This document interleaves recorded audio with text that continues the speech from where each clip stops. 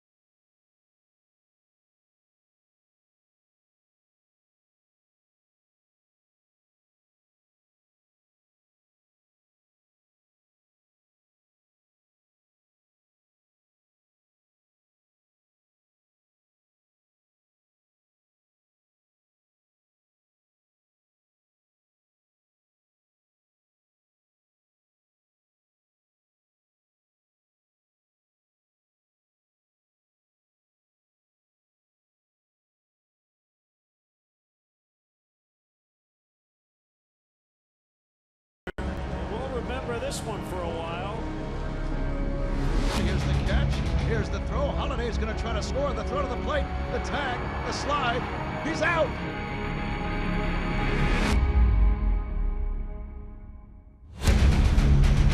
Jason Hayward makes a catch. It's a no-hitter. Jake Arrieta has done it again. 2 at-bats, 2 homers, 4 RBI.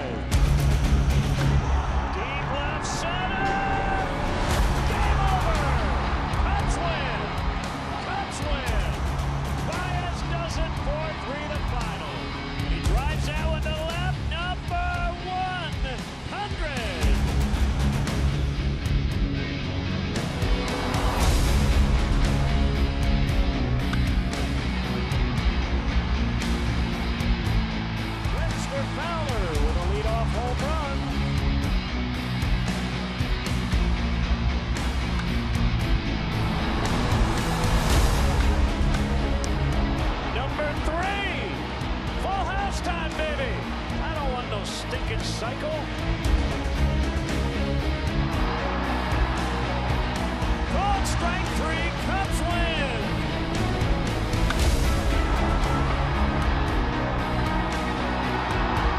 I don't know if Wood's going to have a play on this one. It is caught.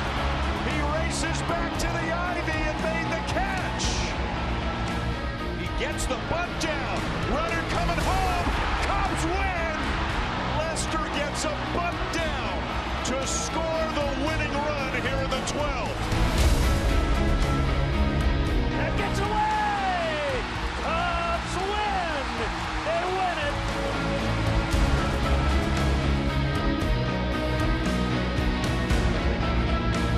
Pitch! Ball 4! Cubs win! They walk it off in the 11th.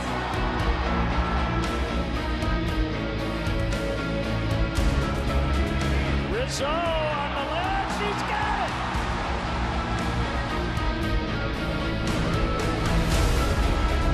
Here's the pitch. Cubs win! Cubs win, Miguel Montero! Called strike 3, Cubs win as John Lester completes a gem. Pitch on the way to Polanco. Driven to shallow left. Coming in, Caesar on the run, going out, Russell, a fabulous diving catch! Edison Russell, caught by Russell! Oh my goodness! There's a little lighter, shallow center field, going out, Crawford! Jason Hayward drives in the game winner. Kyle Hendricks, a Major League ERA leader. High fives for Kyle Hendricks all around. A standing ovation. Even the Cardinal fans are clapping.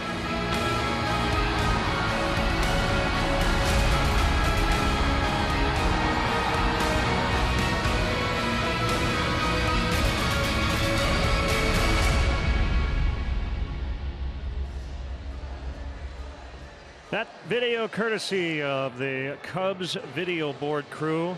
Gives you goosebumps, doesn't it? Cubs baseball in high definition, brought to you by Xfinity. Xfinity X1 will change the way you experience TV. We are ready to go.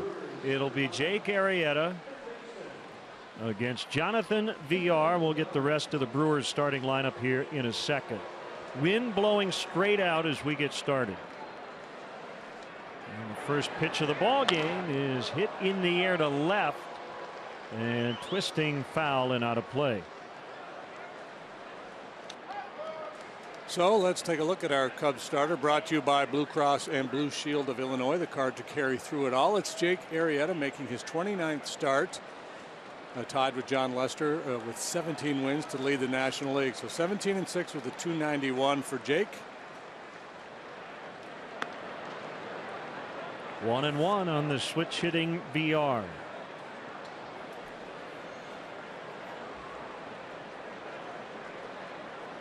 Lights are on here late in the afternoon. A lot of sunshine at the moment.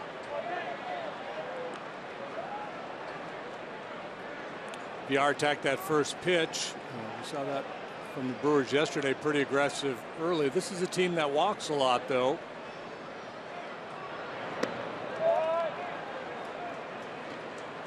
And in Jake's last start against the Brewers, that was back on August 18th, he issued 7 walks, a career high.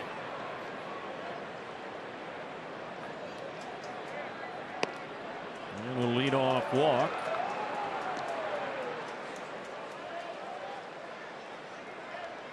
Now the rest of the Brewers lineup written out by Craig Counsell. Scooter Gennett's had a couple of big hits already in this series. Ryan Braun homered yesterday. Chris Carter is cleaning up. Hernan Perez in right. Domingo Santana in center. They've dealt with some injuries here in the last 24 hours. Arcia the shortstop, Maldonado the catcher, and Davies the pitcher.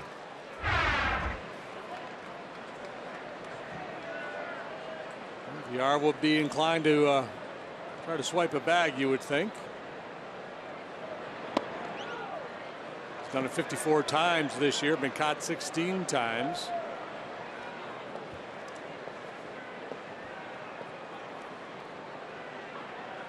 Gennett with the pinch hit game winning 2-run double in the 7th Thursday night, and the go ahead 2-run homer in the 7th on Friday.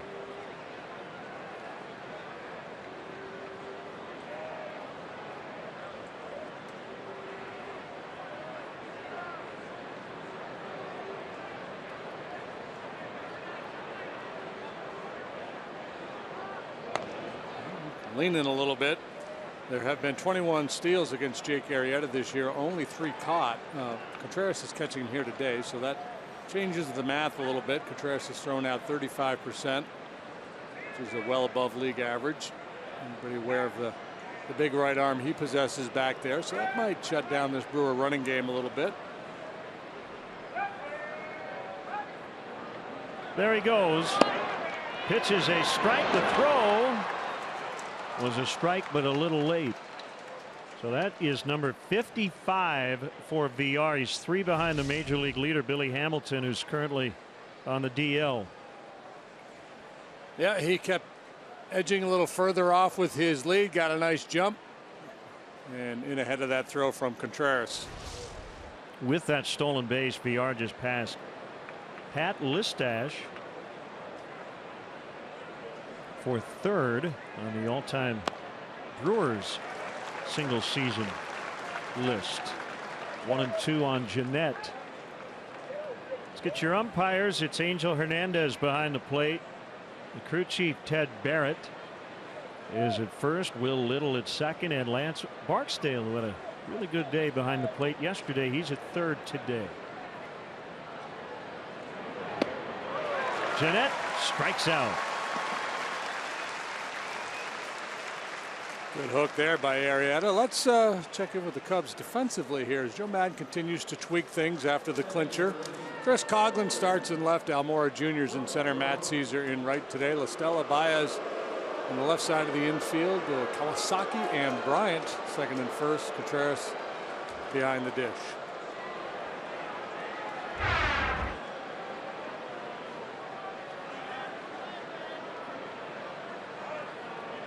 Ryan Braun with his 28th of the year yesterday. Third inning homer off John Lackey. And he hits one hard to right, out of play, foul. So the Brewers lost Keon Broxton yesterday to a right wrist fracture. He made an unbelievable catch and ran into the bricks out in deep left center. So he's done for the season. Kirk Neuenhuis had to leave yesterday with an abdominal strain. VR takes off for third. This ball's popped up. VR racing back towards second. Kawasaki the throw. Safe. Baez streaking past the bag. They almost doubled him.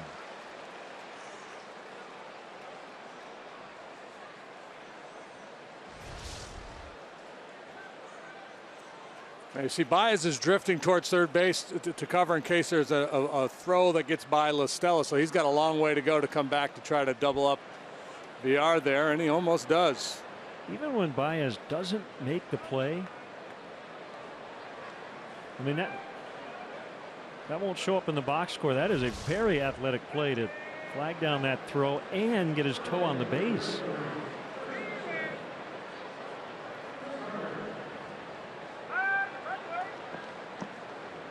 Chris Carter with 2 outs.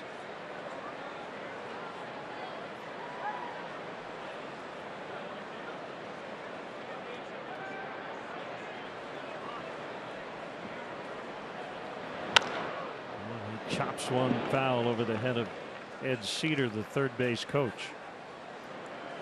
I've seen a number of these Brewer hitters attacking early against Arrieta, and that's the mindset of a lot of hitters because of his put away secondary pitches. They come into an at bat thinking, if I get a good fastball early out over the plate, I'm going to go ahead and take a whack at it. Get behind and you have to deal with that 2-strike slider. Hang with him. Carter struck out 4 times in the ball game yesterday.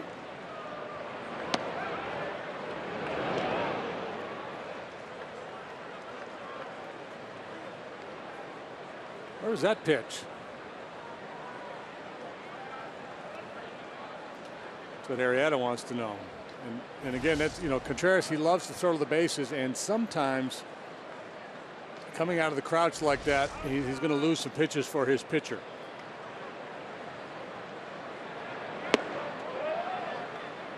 Two and one.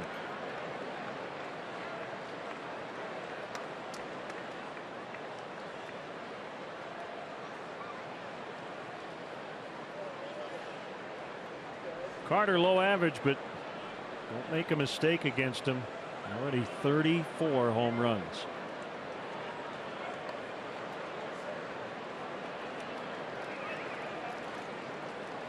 If you are the type of base runner we're going to take some shots at, because he does make some mental mistakes out there. Gets picked off a fair bit.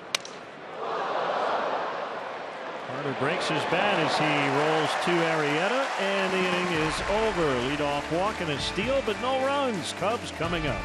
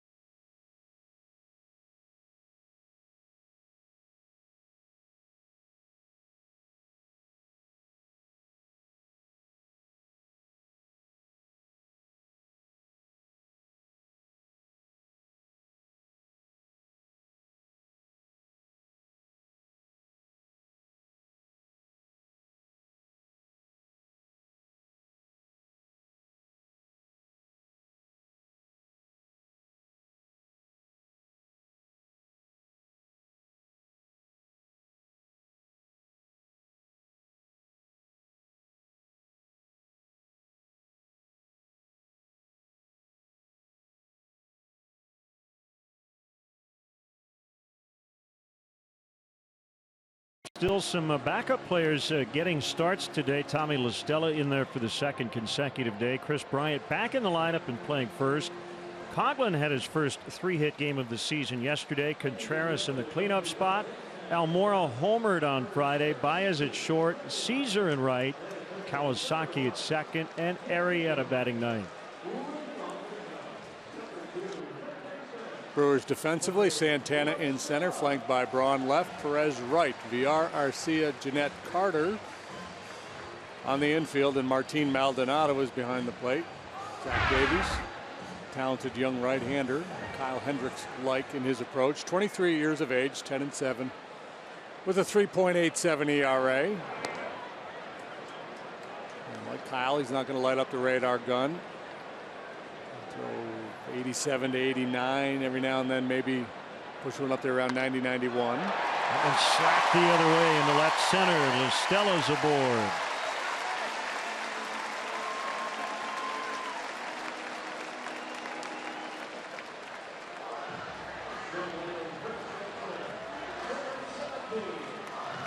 Bring up Bryant. A quick stroke by La Stella to get things started. Solid line drive single.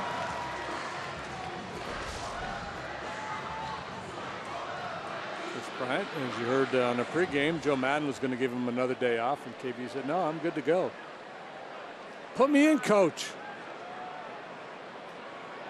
Talked to him today. He said first base is challenging. Normally plays third, plays corner outfield spots. He has a lot of appreciation for Anthony Rizzo and all first basemen with the added responsibility of covering the bag. Said sometimes hard to tell how far I should go to my right to try to field a ground ball. And I have to get back to first. That will get to the wall. La Stella on his way to third. Bryant right behind him. La Stella to the plate. Bryant right behind him. It's a triple.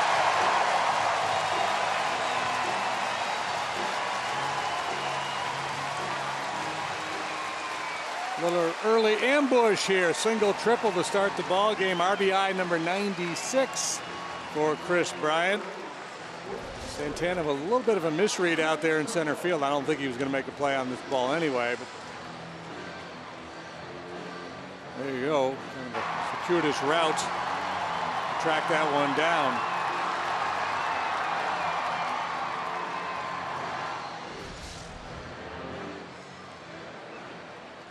Infield back except for Villar at third with nobody out. Now they're going to move in.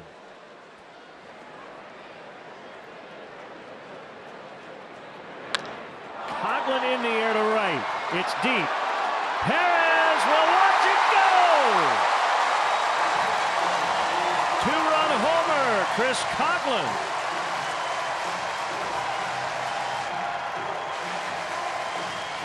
What a start. And if you were thinking, well, the boys are out celebrating all night, they're not going to be ready to play today. Wrong. A double away from the first inning cycle here. Wind is helping today. This ball way up in the zone. Coghlan's first home run this year in a Cub uniform. 6th overall.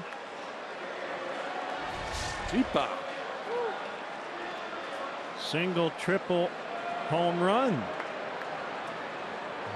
Before a lot of fans are even settled into their seats, it's 3-0. One strike on Wilson Contreras. This is a pitcher in Zach Davies who's been on a pretty good roll, a 2.39 ERA over his last 4 starts.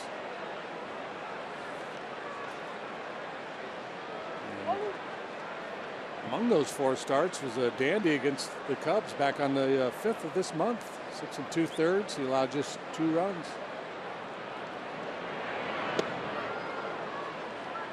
Cut and a miss. And it's 1-2. Wilson had 2 doubles yesterday, including a leadoff 2-bagger to start the 9th inning game tying rally.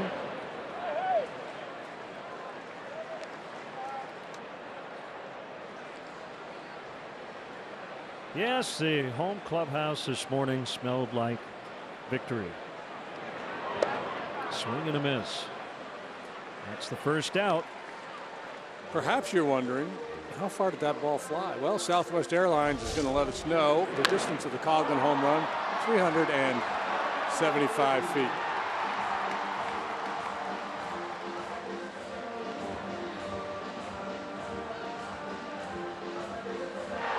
Brad ready to tag, and we're just going to jog home.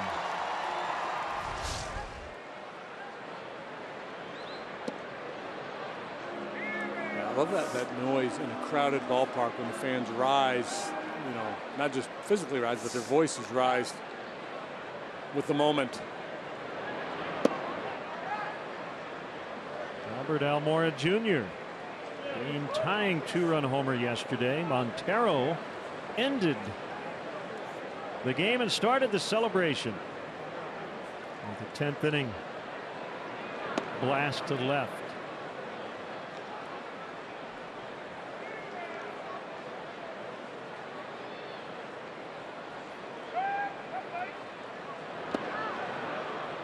There's a changeup. That's Davies' best pitch. I mentioned, you know, not a hard thrower, 87 to 89. He'll cut his fastball. Pretty good curveball too. He'll use that a little bit more than Kyle when you draw the comparisons between the two crafty righties. Hendricks leans a little more heavily on his changeup, and Davies will use his curveball a little bit more.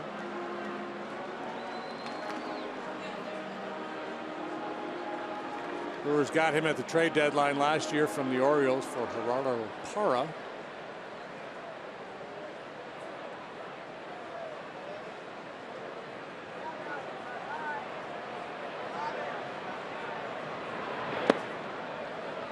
Full count on Almora. Baez on deck.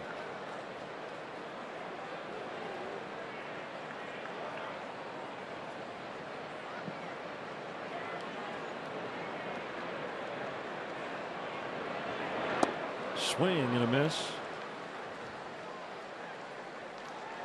One of the great things about Wrigley Field, and being a Cub, you can take the train, you can ride your bike, and Ben Zobrist rode his bike. That's from Juliana Zobrist's Instagram account. Ben rode his bike in full uniform to Wrigley Field today. That is awesome. Yeah, turning back the clock, going back to when you were a kid. Riding to the Little League Park, throwing on the uni at home. I'm sure he got some double takes from people in the street. That's so, no, I can't be. It's just a guy that looks like him. Wearing the full uniform, it can't be Ben Zobrist.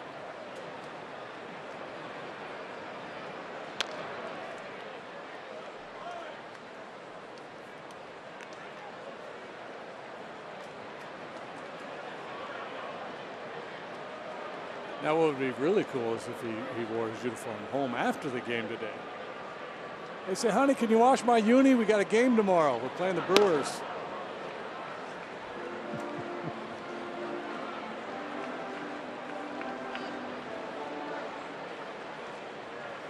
And she would say, no, it's fine the way it is. You can get another wear out of it.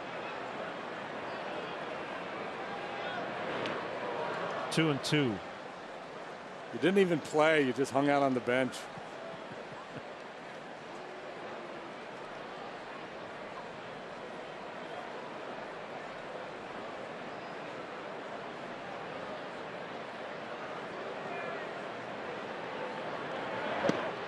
Well, the inning is over. Cubs score 3 times in the first.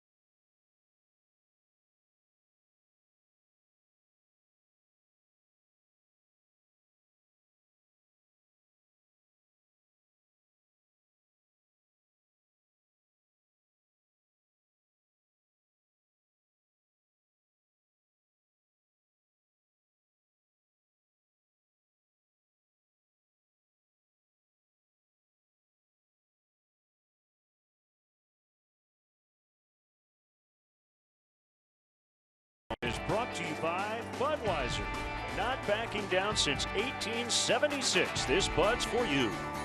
Honda. Great deals are waiting for you now at your local Honda dealer. State Farm.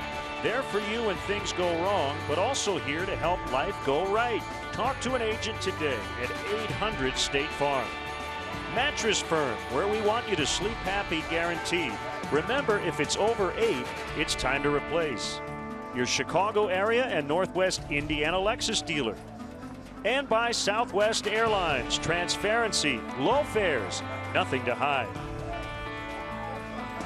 Underway here in the second. Strike called on Hernan Perez. He's playing right. Brewers actually had to make a roster move because of the Broxton and Neuenhuis injuries. Outfielder Michael Reed, recalled from AAA Colorado Springs. Even though he wasn't at Colorado Springs, he was home for the winter in Texas.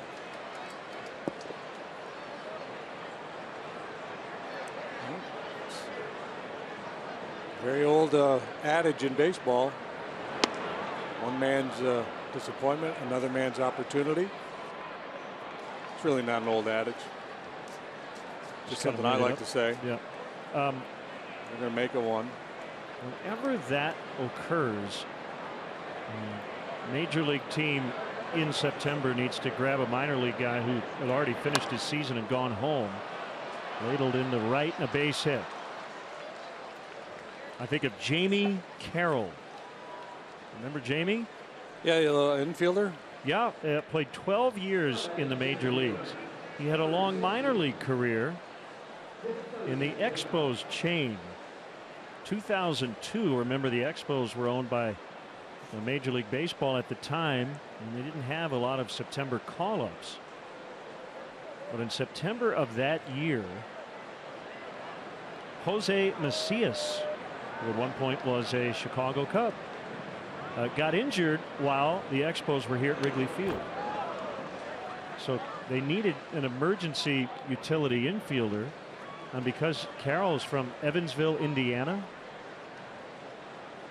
he could get to the ballpark before any other of their minor league players. And the rest, as they say, is history. He may have never gotten a chance at this level had that not happened in September of '02. 12 years in the majors. Now it's possible. Yeah, the fact that he ended up playing that many years, yeah, but he probably would have made it. If he was good enough to stick around that long, he probably would have made it sooner or later. But yeah, that's rarely when you talk about the attributes of a player, do you consider proximity. He can hit, he can run, he's fast, and he's close. They did like him, but yeah, the fact it's kind of like when you need an emergency starter and you go down to AAA and go, what day is this guy's, we need whoever's starting Thursday, yeah, he's coming up. And it's more about the day than it is the pitcher sometimes. Didn't Justin Ruggiano get plucked out of vacation one point in his career? He might have. Line drive center field and caught by Almora to get Santana.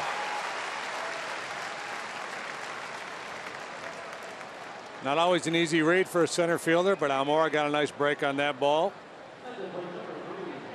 It was interesting in that fun video that played before the ball game, the highlight reel, all the defensive plays and stuff.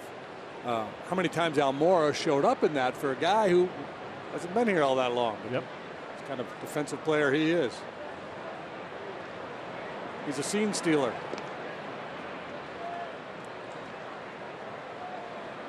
Yeah, Perez is a base stealer too. 30 steals. He's been caught just 6 times.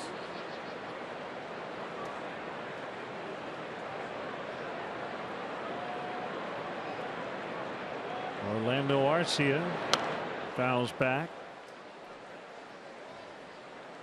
His 4th homer of the season yesterday.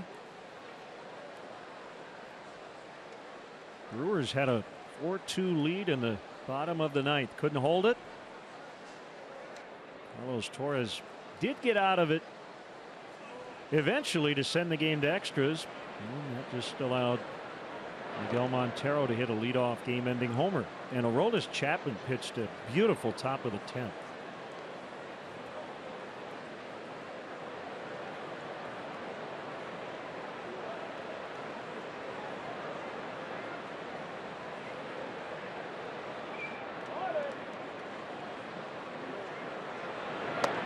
outside. Let's see one of the injuries that forced the Brewers to make that roster move. Tommy La Stella out into the gap in left center. Wind playing tricks with it. Broxton with a great catch.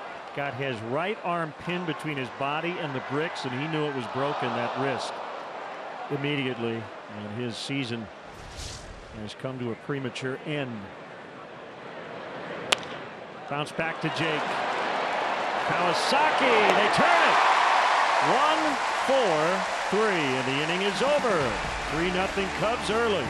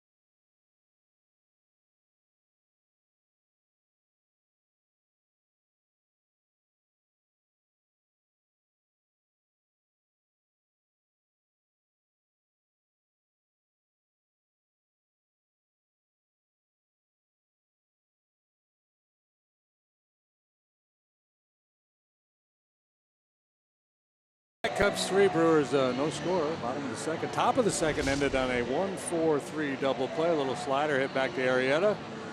Kawasaki has to go down to get the throw, but he completes the double play. Does a little forward roll too after the play just for fun. That Cubs double play replay was brought to you by State Farm. Combine your car and home insurance with State Farm and save. Find an agent at statefarm.com. Matt Caesar fouls back. Second inning, 3-0. Weird first inning for Davies. Gives up single, triple home run, and then 3 consecutive strikeouts to finish the inning.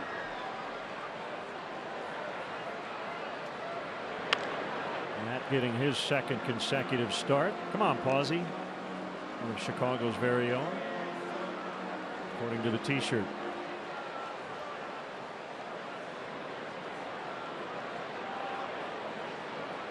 What's protocol? Is he allowed to leave his camera to make a play? Could he fling himself over the railing there? I know.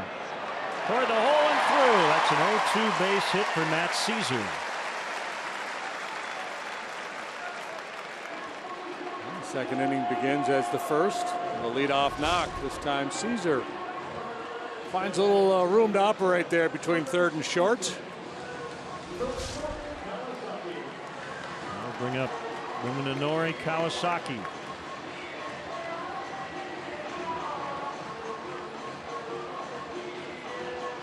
Left-handed hitting infielder. Got his first start as a Cub yesterday. 1 for 2 with a walk and a hit by pitch. VR way in on the grass at third already. Yeah, not so much thinking sacrifice, but just trying to take away the bunt base hit option from Kawasaki.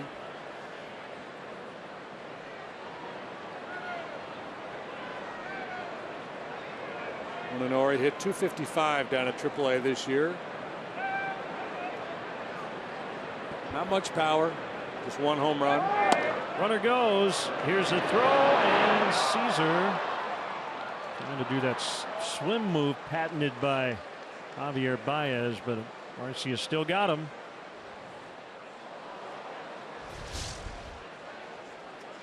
And Maldonado with a good strong throw, and Caesar's best chance was to take evasive action here and got him on the hip. I'm wondering if that was a busted hit and run play.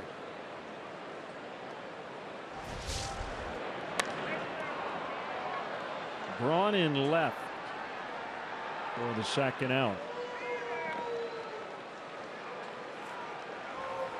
Hey, tomorrow the Cubs will conclude their series with the Brewers, and up to the first 10,000 early arriving fans receive a Cubs picnic blanket presented by Jewel Osco. After the game, the first 1,000 kids 13 and younger will have the opportunity to run the bases, weather permitting. For more information, visit Cubs.com. Hey, our good friend Tom Farinella, longtime Wrigley Field umpire room attendant, is here today, not working, as a fan with his grandson Louis Farinella, who's attending his first Cub game.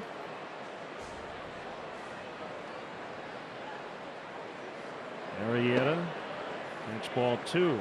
Also a Wrigley debut for 5-year-old Porter Ward. He's from Kalamazoo, Michigan. Cubs are his favorite team. The second favorite team, the Kalamazoo K-Wings. Oh, that's a good club. Minor league hockey team. Oh. What about the Screaming Yellow Parakeets? Not a fan? Maybe his third favorite team. How about a 3-0 swing by the pitcher? Why not? Yeah, and it's not the first time. We've seen him turn it loose, at least on a couple of occasions on 3-0. And you got power. The wind's blowing out. There's 2 outs and nobody on. Absolutely.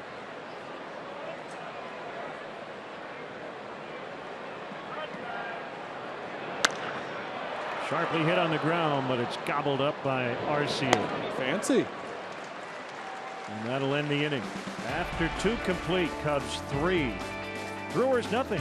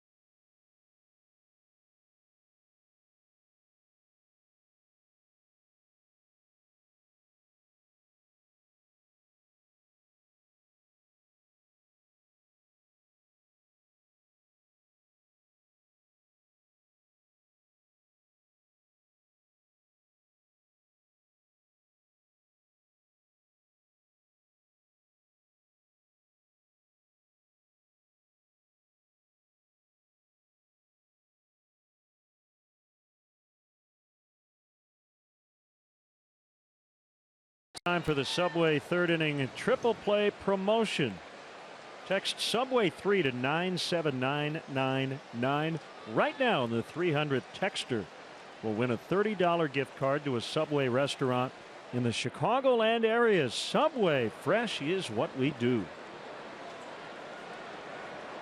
Seeing a lot of W flags hanging off buildings and houses. Martin Maldonado takes a strike. 8-9-1 for the Brewers. I wonder if George Bush ever had one of those. The W, flag. yeah. Would been a good thing for him to fly. And Especially after he wins the election. on the campaign trail.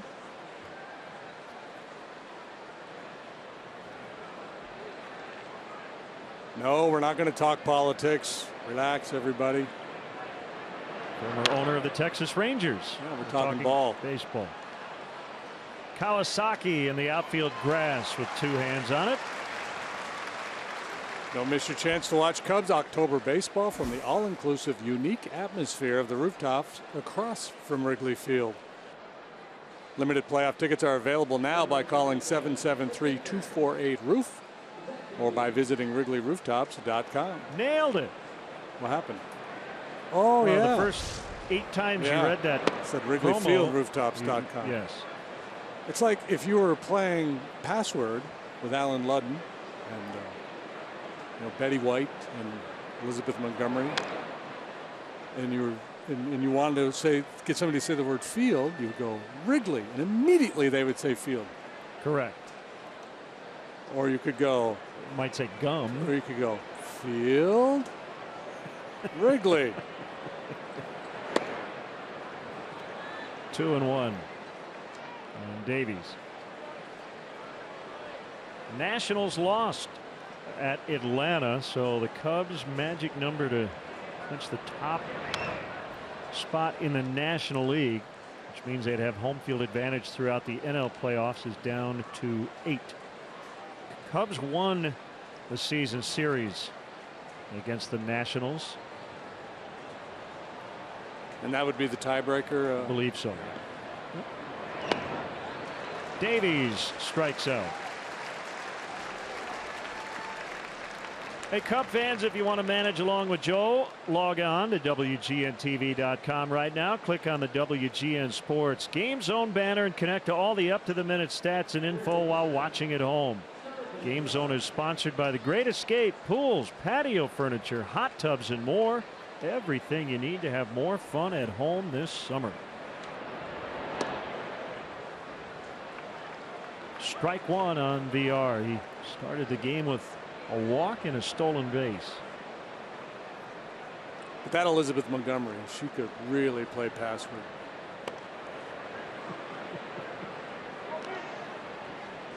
Have they ever done an updated version of that show? They must have. Every right? other game shows had updates.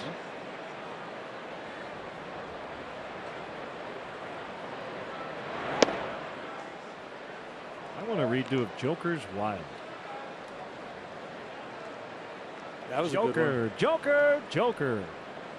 What was the one with no whammies? Press your luck. Press your luck. Peter Tomarkin, maybe? No whammies, no whammies.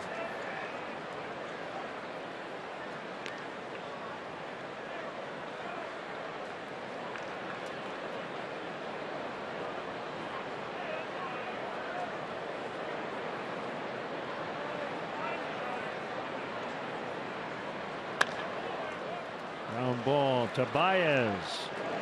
Inning over. Bottom 3. Cubs 3. Brewers nothing.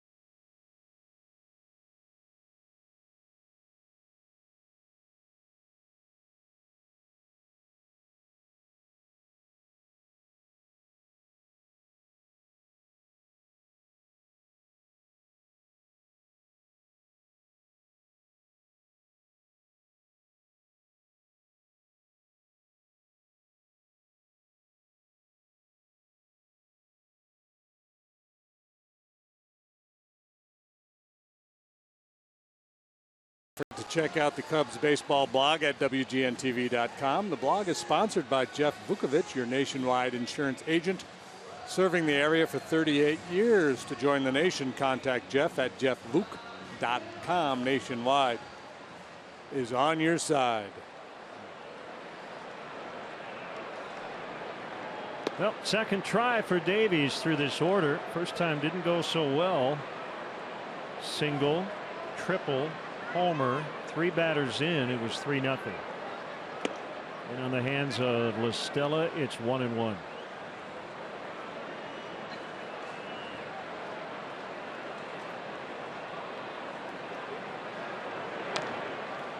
And bounced back up and hit Tommy.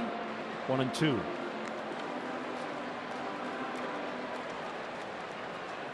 I'll give a shout out to Joe Stakowitz and the Knights of Columbus members from Granger, Indiana. 56 members were here at the ballpark yesterday. Joe has chaired that excursion here to Wrigley for the last 17 years, and they picked a good one to watch. That's a rowdy bunch. Bus full of Knights.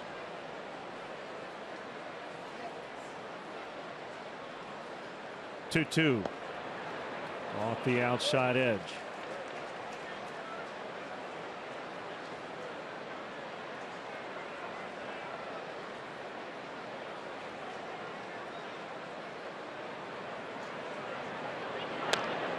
Another foul. We've got our Bud fan cam coming up later. Tweet your Cubs selfies. Hashtag Bud Fridays. And we may use them a little later on. Guy looks like he's running from the law. Twitter blew up yesterday, didn't it? Because of that guy in the front row of the bleachers. Yeah, to you and Jed and other members of the Cubs front office. I'd said when the Cubs clinch the division, they're going to go out and spend some time in the bleachers, and they hope to make it a tradition.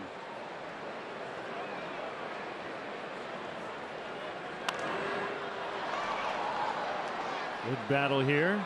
Theo back in his normal spot. And Jared Porter. I'm sure that, you know, all of the baseball operations guys love just being at a different vantage point. Whenever we go out to the bleachers, we just enjoy something different. It totally changes your perspective. There's no better place to watch a game than the bleachers here at Wrigley. Well, and I think for those guys too, it was a way of saying, you know, today's not a work day, today's a celebrate day.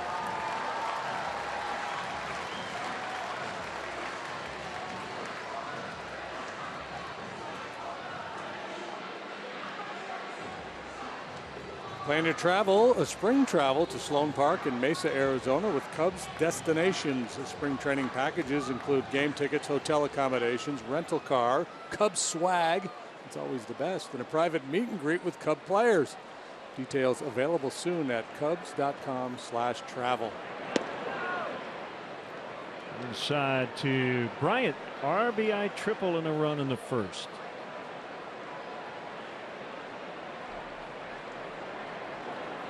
Inching that average again back toward 300.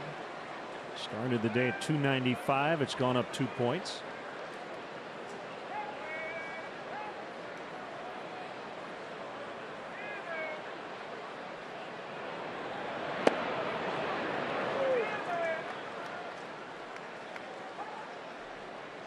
Happy 90th.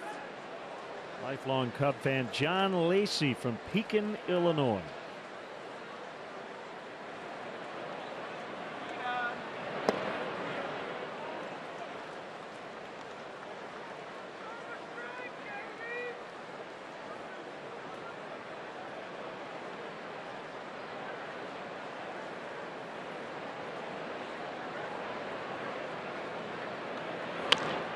Old foul.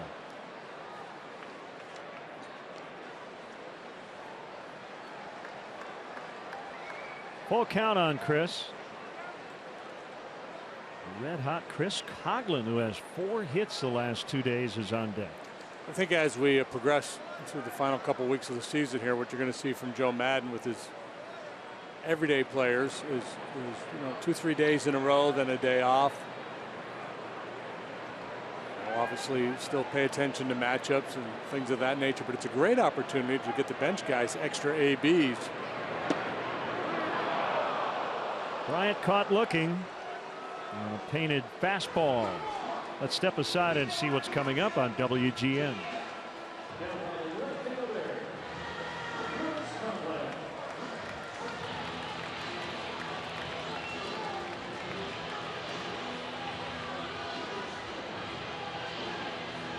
Great to have you with us on another beautiful day at the ballpark. We've had a lot of those this summer. Len and JD and our WGN crew.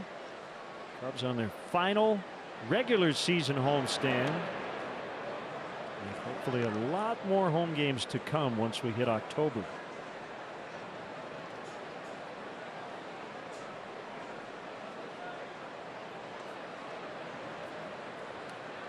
One of the potential division series opponents is the New York Mets. They've been battling injuries all year, and Jacob deGrom is going to go tomorrow. He has been shut down with an ulnar nerve flare-up. So it sounds like he is doubtful to pitch again for them this season, but they continue to find a way, it seems.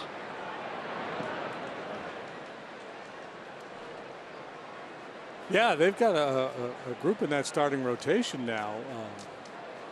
I mean, Syndergaard and Cologne, and then 3 other guys that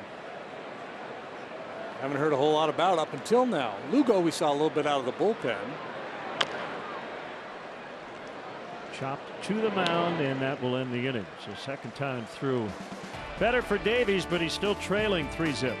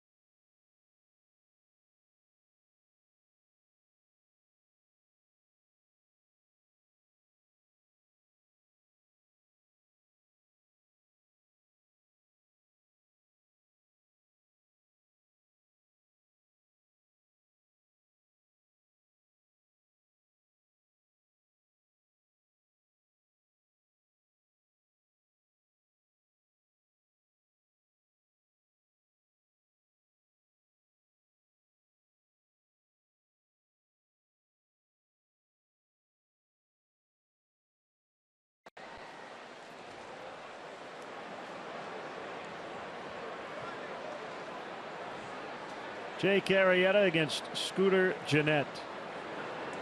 1 hit for Milwaukee, and Perez with a leadoff single in the second. Called strike.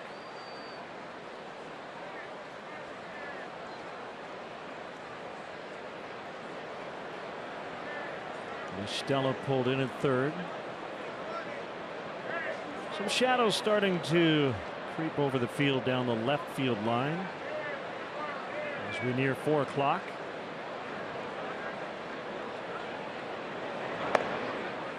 Swing and a miss. Change up. Yeah. 0-2. Yep.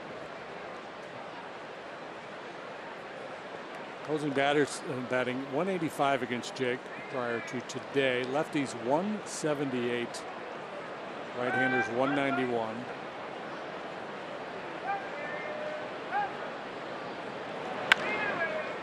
Stella up, knocks it down, but Jeanette will reach.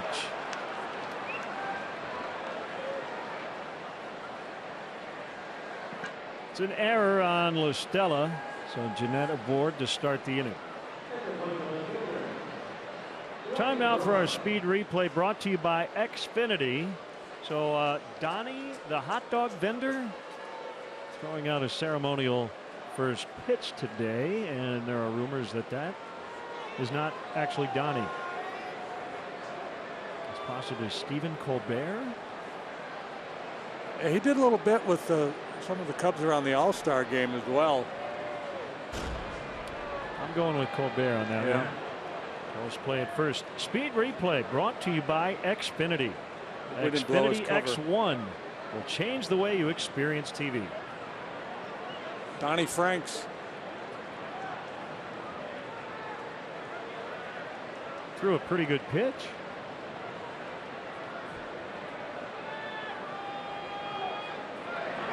Whoa. It's by Contreras. And Jeanette advances. So an error and a wild pitch setting up the inning for the Brewers.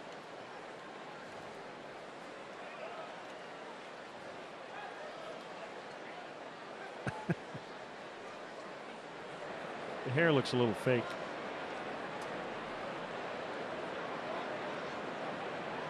Yeah, I knew it was somebody because there was all kinds of people paying attention, and way more so than the average hot dog vendor. I thought it might have been Kenny Powers there at first.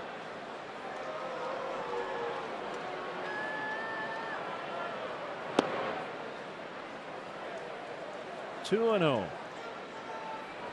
Just gorgeous.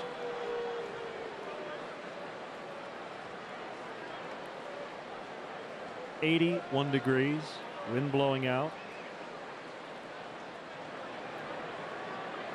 Braun hit a long home run in the ball game yesterday. Lined into left, and that will get the Brewers on the board as Jeanette will score. It's 3-1.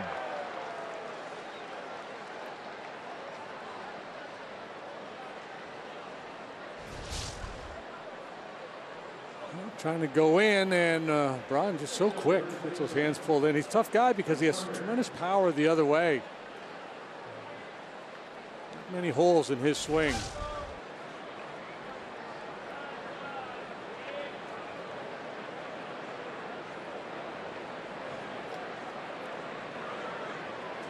He's a good base stealer too. He's got 15 so far. Pitch to Carter is low.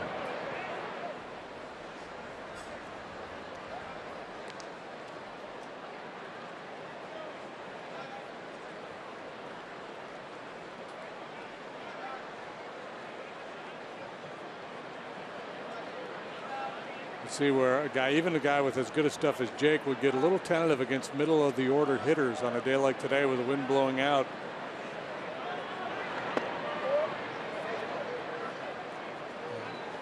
Strategy would work against a lot of teams, but this is a patient bunch here. We talked last time up about Carter and all the strikeouts, but he also walks a fair bit as well. Brewers just behind the Cubs in walk rate, and they're fourth in the National League in runs scored since the All-Star break. They've been hitting for power.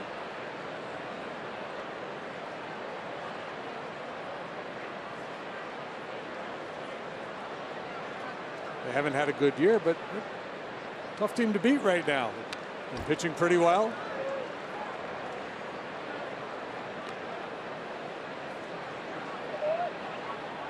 Since the break, fourth in the NL in runs scored, second with 86 home runs. And over the last 25 games, their starting rotation has the best ERA in baseball.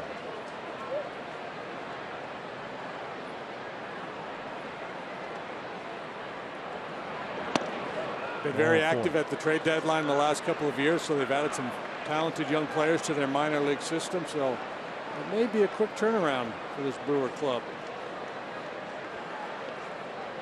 Cub fans, let's go. Here's your opportunity to register for the chance to purchase 2016 postseason tickets for potential games to be played at Wrigley Field.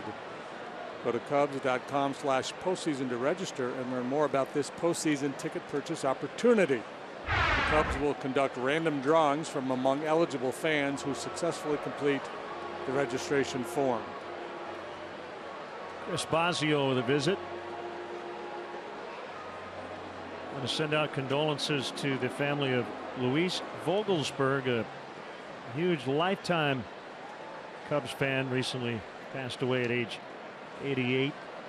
Family actually sang "Go Cubs Go" as the priest was giving her last rites. That's how big a Cub fan she was. Here's Hernan Perez, 2 on, nobody out. Cubs leading by 2, and he popped it up. Infield fly rule in effect as Kawasaki makes the catch.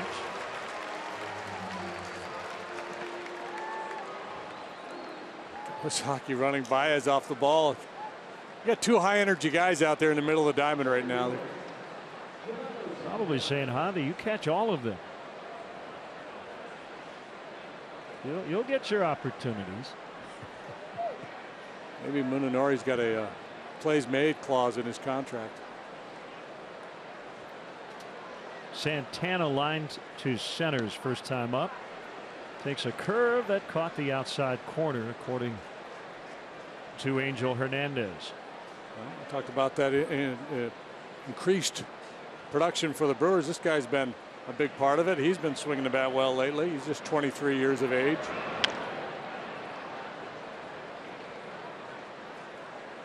Perez is 25. Arcia just turned 22 last month. VR 25.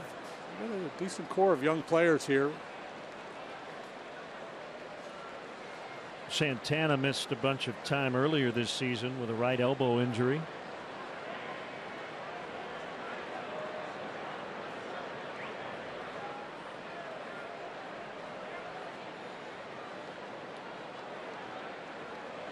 Speaking of injuries, yesterday Jorge Soler had to leave early with some tightness in his right side. Sounds like it's nothing major.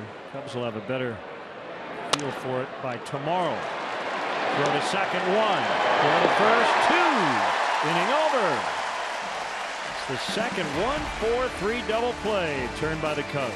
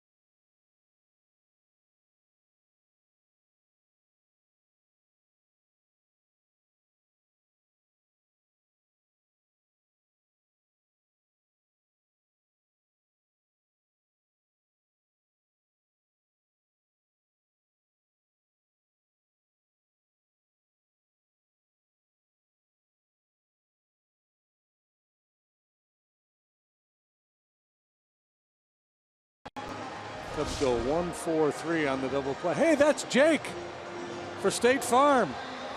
Starting that double play. Combine your car and home insurance with State Farm and save. Find an agent at statefarm.com. What are you wearing, Jake? And Cub fans, show your team pride with Cubs checking in an official Cubs MasterCard debit card, only available at your local Wintrust Community Bank. Go to wintrust.com/Cubs to learn more. Member FDIC.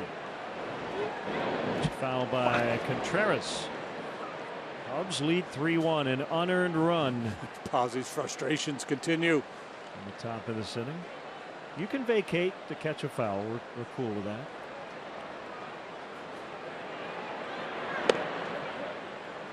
Ooh, my. The fellow mask wearer, he did that too.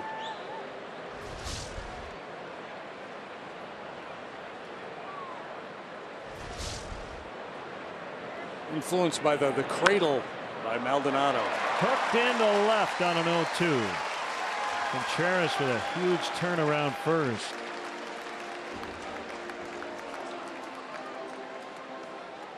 Stay tuned for the 7th inning stretch a little later, brought to you by Budweiser. Not backing down since 1876. This Bud's for you. Former Cub catcher Randy Hundley, the Iron Man, will conduct the stretch.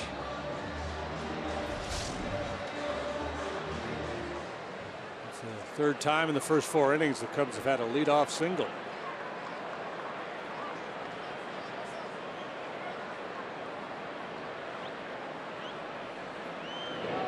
I want to show Wilson Contreras and why it's important to run hard on what looked to be a fairly routine single.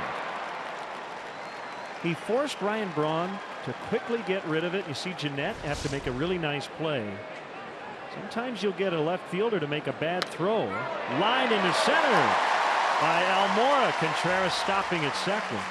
And, you know, occasionally you might buy an extra base or two by doing that. Yeah, it comes under the category of playing the whole game. That's exactly what Joe's talking about when he talks about respect 90. It's plays like that. It's not the slow roller on the infield. Everybody's going to run hard on that one because you're trying to get a base hit. It's pushing it when other guys might just give you a 3/4 or half effort down the line. It's trying to force the other team into a little bit of a mistake. And you saw him quickly slam on the brakes rounding second. Albert Almora got caught with a big turn at second base yesterday, and Contreras almost did. So you have to know where you are in the field, who's throwing the ball. When that throw's coming in from left field, you can afford to take a big aggressive turnaround first and try to force the guy into a mistake.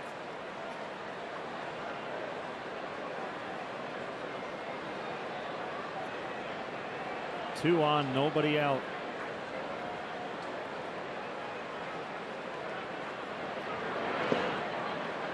Our Lexus Run Predictor is brought to you by your Chicago area and Northwest Indiana Lexus dealer. That's about a 60% chance here to get at least one. Brewers pitching has done a nice job. Men on, nobody out.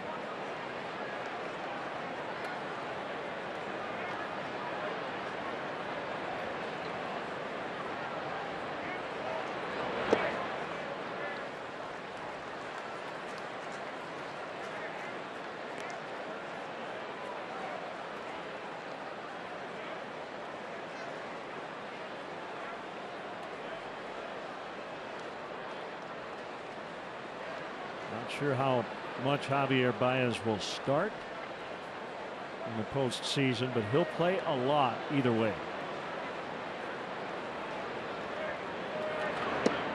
Pretty good bet he'll be in there when John Lester pitches. Matchups will determine it. But with a lead in the 6th or the 7th, you know if he's not in the lineup, he'll find his way in for defense.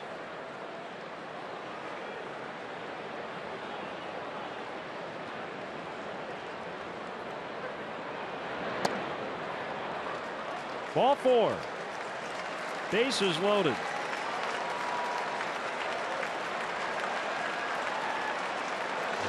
First walk of the day for Davies. Trying to get Baez to expand there with a couple guys on base. Javi taking a rare walk.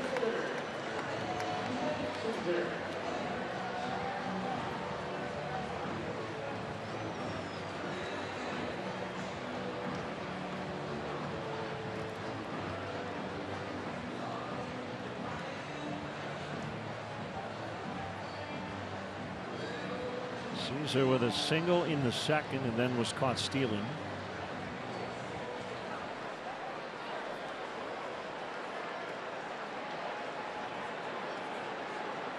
Batted with a chance to win it, bases loaded yesterday in the ninth.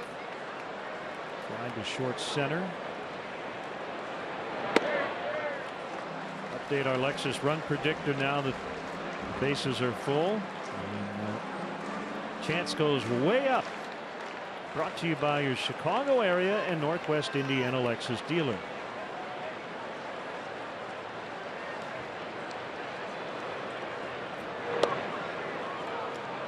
One and one.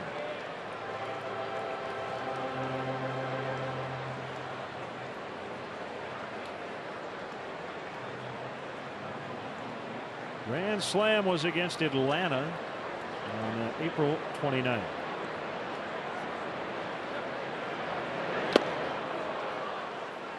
I'm wondering how he missed that one.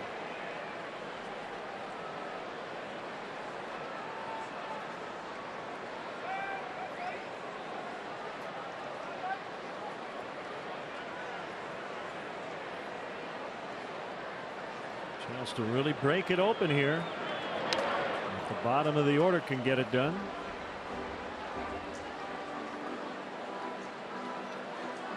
It's right about now where a lot of hitters will talk about the shadows becoming an issue. To see the pitcher still in bright daylight, then the ball will pass into the shadows soon after it leaves his hand. Can make the ball a little difficult to track.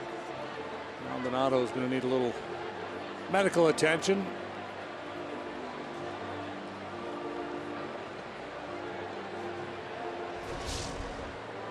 I think the average major league catcher when the season ends would go home and sit in an ice bath for about 9 days. Battered and bruised, scarred, cut, black and blue.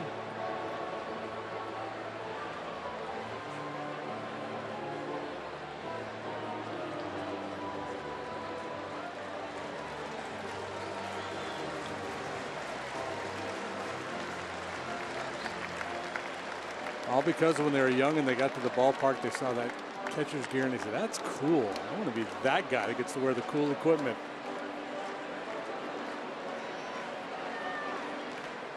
"20 years later, he's thinking, man, what a bad idea." Be hanging out there in left field, talking to the fans in the bleachers.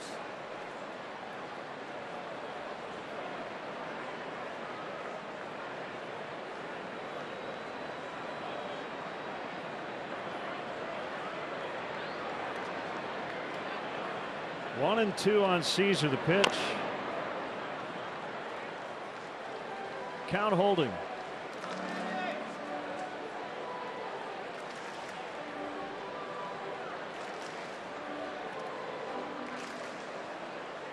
Giants beat the Cardinals last night. The Mets were winners, so St. Louis, what, 2 games behind the second wild card spot. It's been a bad weekend for the Yankees at Fenway. They lost again today as Caesar fans. That's the first out.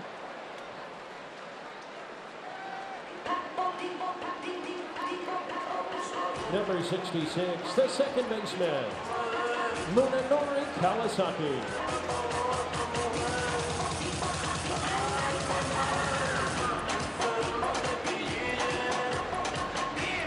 JD plays his headphones on as he prepares for the game. He's pumped up. What is that tune? I don't know, but I like it a lot.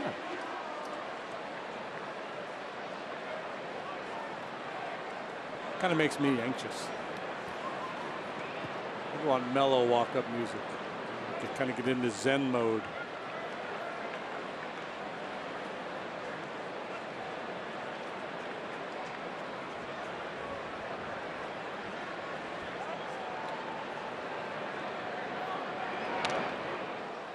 foul by Kawasaki. Let's see you coming up. Pink Floyd's Comfortably Numb.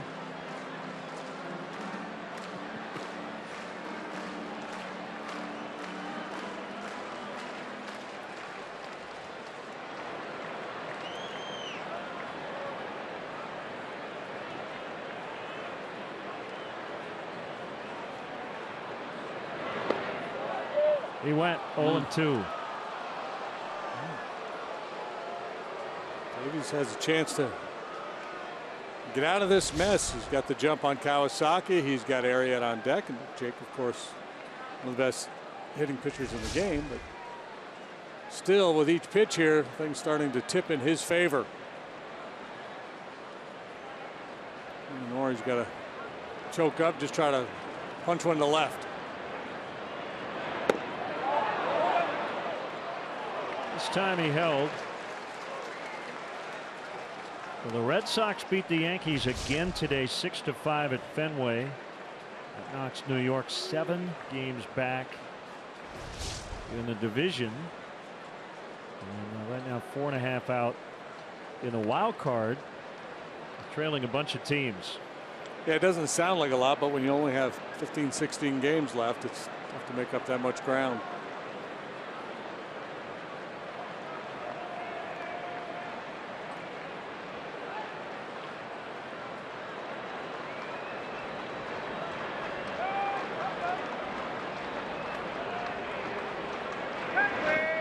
Two and two. National League wild card. It's Giants Mets just percentage points apart, and then the Cardinals 2 back. Crazy stuff going on in the AL East. A good race over there all year long. The Boston's leading the way.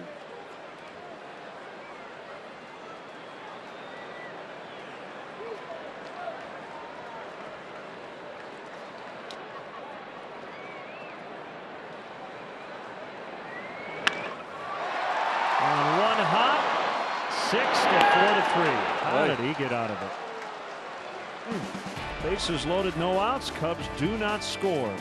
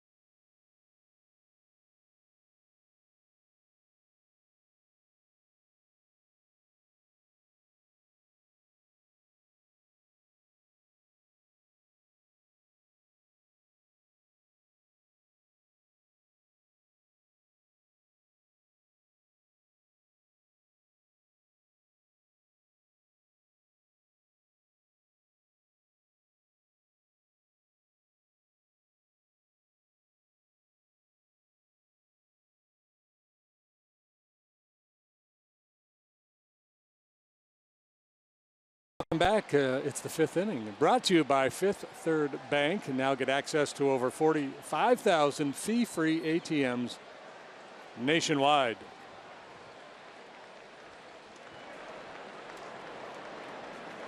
Great chance for the Cubs to significantly add to their lead. Davies found a way out of it. Yeah, pulled a rabbit out of his hat, didn't he?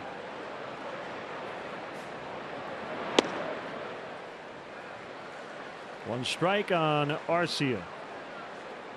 Maldonado and Davies also due here in the 5th.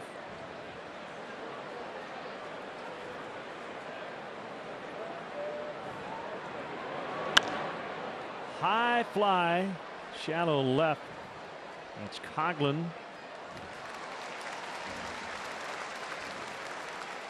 Well, it's been quite a run by Jake Arrieta, the Cy Young Award winner last year, and looking to join this group. National League pitchers with 40 or more wins and a sub 250 ERA over a 2-year span since 1990. See Maddox, Johnson, and Halladay. So a couple of Hall of Famers and a Hall of really good. And Jake knocking on the door. One more win, and he will join that group. In all likelihood, we'll be able to maintain that sub 250 ERA over this 2-year span. He's in a 3-way tie for the NL lead in victories currently with his teammate John Lester and Max Scherzer.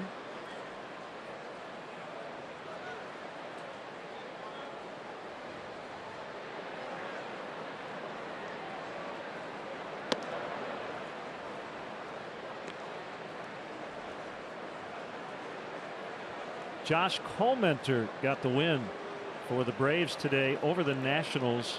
He was used as an emergency starter. Colmenter briefly pitched in the Cubs system at AAA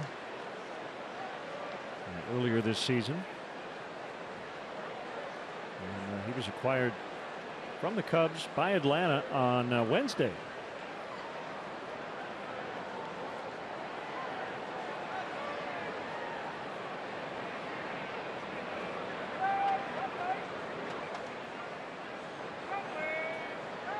Braves have now used a team record 16 starting pitchers this year.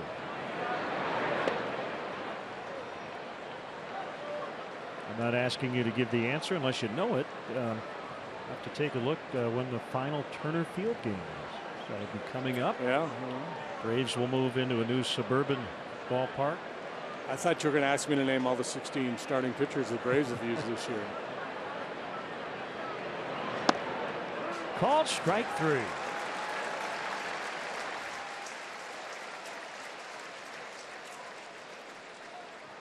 Let's check out our Ford upcoming schedule. Tomorrow afternoon against the Brewers, and then 3 night games versus Cincinnati. Off day Thursday, final off day of the regular season before the Cardinals come in. It's brought to you by Ford, inviting you to visit your local Ford store or localfordstores.com.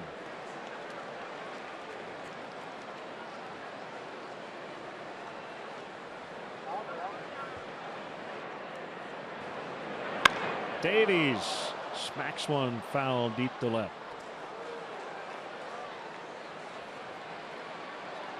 He had only had 52 pitches. We noted early on that all these Brewers were swinging early. It's led to some quick plate appearances. He's allowed 1 run. It is unearned. So Davies strikes out. That'll end the inning. Told El Teak Teak by Crazy Design. That's the Kawasaki walk-up tune. 3-1.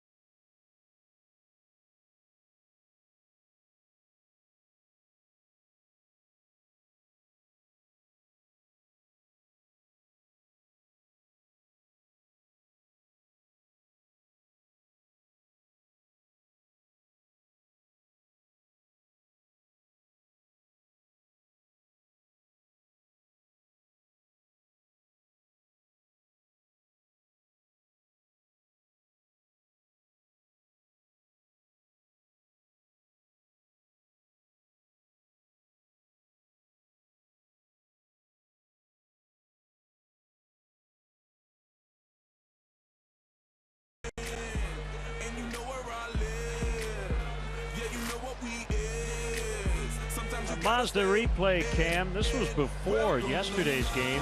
Cubs clinched late Thursday night. And the Giants beat the Cardinals. Fans gave the Cubs a standing ovation. And they went out and had a signature comeback win where they really celebrated. Atmosphere's been incredible this weekend, and it'll only get better, which is hard to believe. Yeah, it's been rocking here all summer long, and now that they've clinched, there's this kind of air of anticipation, getting ready for the postseason.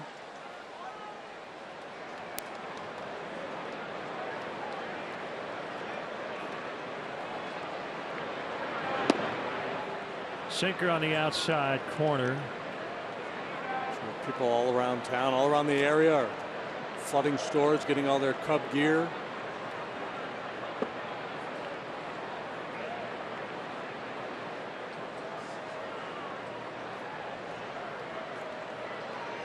And got his annual Cub tattoo just the other day. He's ready to go. Arrieta's out, 5-3.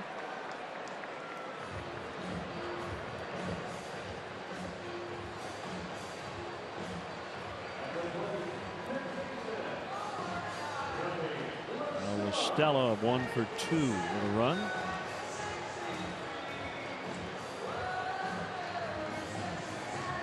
Chris Bryant's got like the most popular jersey right these days.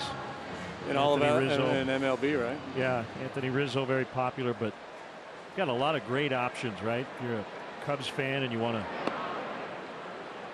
t-shirt or a jersey and a current Cub number and name on the back.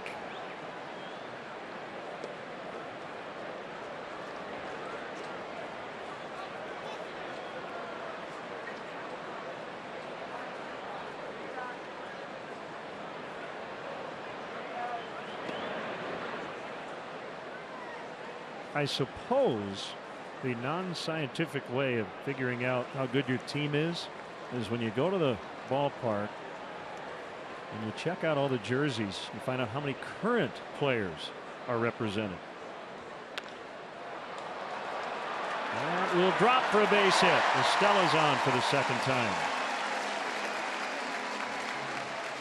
Watch the drive to the pennant with MLB.TV Premium. Watch every out-of-market game live in HD on more than 400 supported devices. And enjoy a free subscription to At Bat Premium, the #1 app for live baseball. Blackout and other restrictions apply. Visit MLB.TV. Yeah, so in other words, a bad club, if you go to the ballpark, you're going to see a lot of days gone by jerseys. Maddox, Smoltz, Glavine, Mays. You're always going to see the greats represented. We didn't see a lot of Malik Smith jerseys in Atlanta when we were there. No knock on him. He might turn out to be a really good player.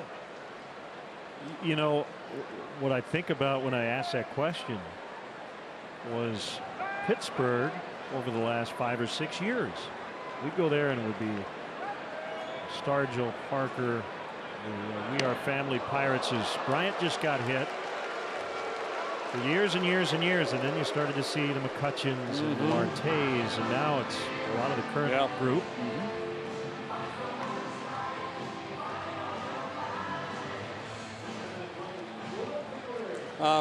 This phenomenon didn't really exist when I was a kid, right? We didn't wear jerseys. I don't remember ever wearing a jersey. We would have what we used to have were iron-ons. If you're of a certain age, you might remember iron-ons. And I remember you would buy like a plain white sweatshirt or t-shirt, and then they had these iron-ons. You'd take them home and you'd iron them. So I had a sweatshirt with like every logo in MLB plastered on the front and back of that shirt. That's awesome. 2 on for Chris Coghlan. He had a 2-run homer in the first, his 6th of the year, but his first in his return to the Cubs.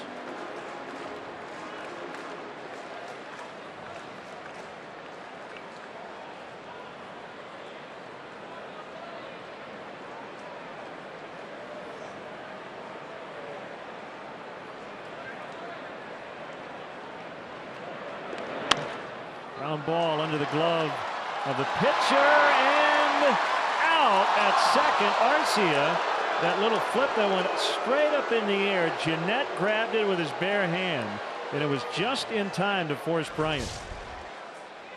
Yeah, pretty fancy work here by Arcia. We've seen him make a couple plays in this ball game with a little flair. This time Jeanette provides a little help too, hanging onto the bag and snaring this one with the bare hand. Wow. Looks like they got it right.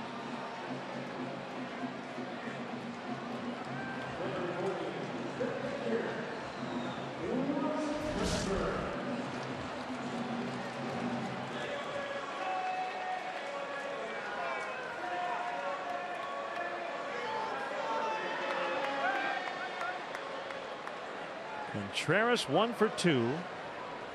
Cubs have runners at the corners with 2 outs.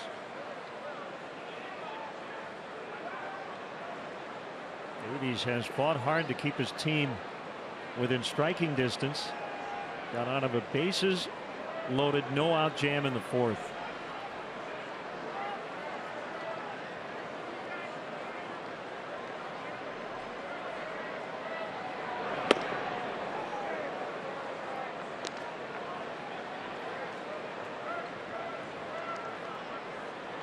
Davies was born in Puyallup, Washington. Ben Rowan. Puyallup is hometown of John Lester. Davies went to high school in Gilbert, Arizona.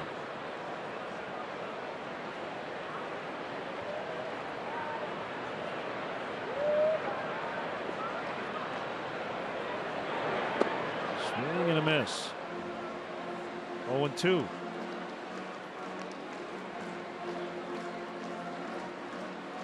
They should make a T-shirt or sweatshirt with the heads of the guys from the Cubs rotation, kind of on a Mount Rushmore theme.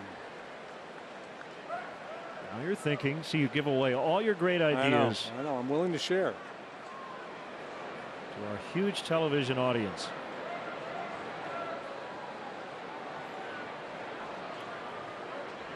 Or maybe the infield, the opening day infield is now all 4 of those guys have hit 15 or more home runs, and that hasn't been done very often. I believe 7 times in National League history that has happened.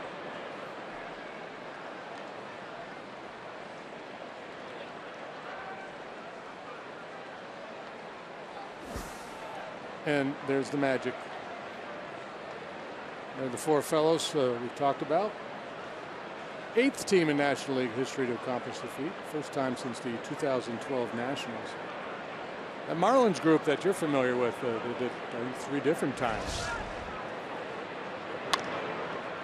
Charged by Arcia. Will throw to first, and the inning comes to an end. It's still 3-1 Cubs after 5.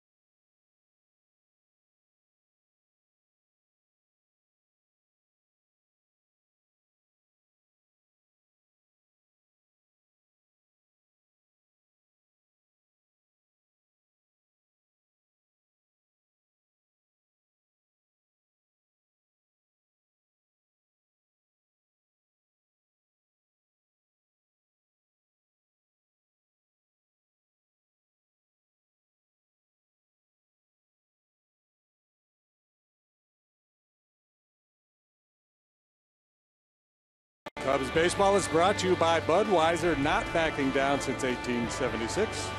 This Bud's for you. Just a picture-perfect day here. Cubs lead 3-1. As the Brewers will bat in the 6th. Top of their order, VR, Jeanette, and Braun, and ball 1. Jake's been good today. The only run allowed was unearned.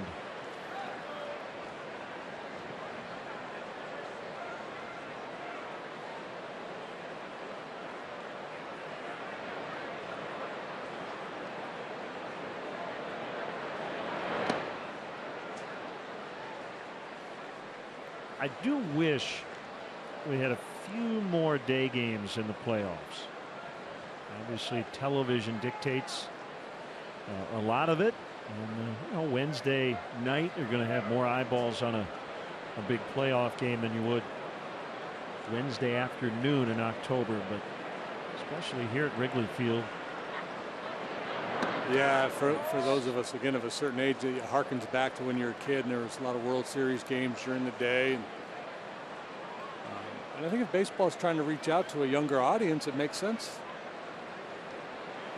to play some afternoon games so kids could skip school, or they could whine and have the teacher bring a television into the room. Call the AV club. Wheel in that TV. Makes great memories. You'll have a few matinees early on in the playoffs, but Championship Series, World Series, those tend to be at night. There's one way for a teacher back in the day to really endear himself to the students. Today we're going to watch a ball game. Jake not happy with himself. Leadoff walk.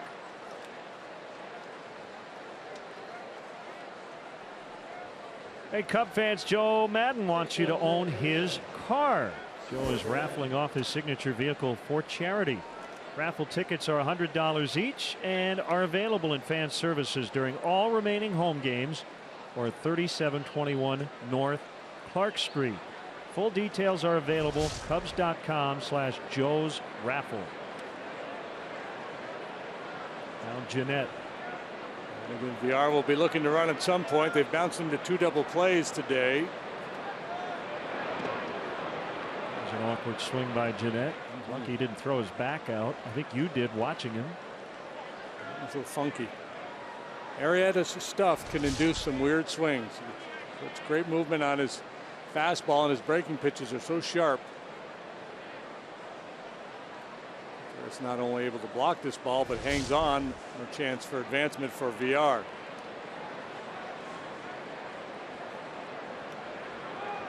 He's looking like he wants to go, and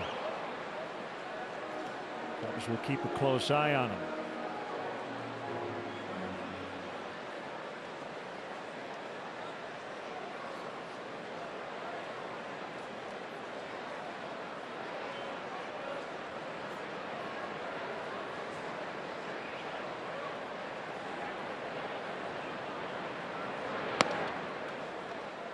Missed badly, 1-1. Yeah, it's interesting. We've talked about Jake being efficient here in terms of his total pitch count, but it's hard to say that he's been really sharp with his command. Some of his misses have been really wild, spiking some fastballs.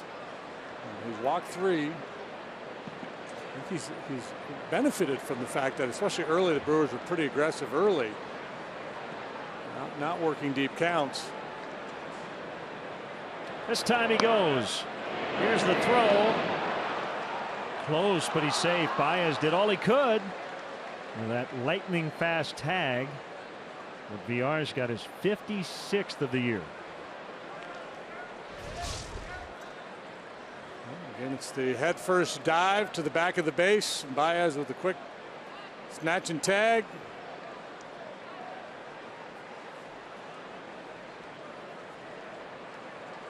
The throw had to be just perfect. If it's on the other side of the base, maybe they get him.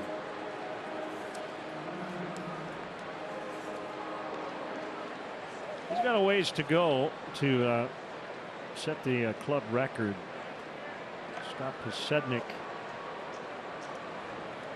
Check that. Tommy Harper, 73 steals in 1969. That would have been with the Pilots. Posednik had 70 in 2004. I guess Posednik has the Brewer record in air quotes, but Harper has the franchise record.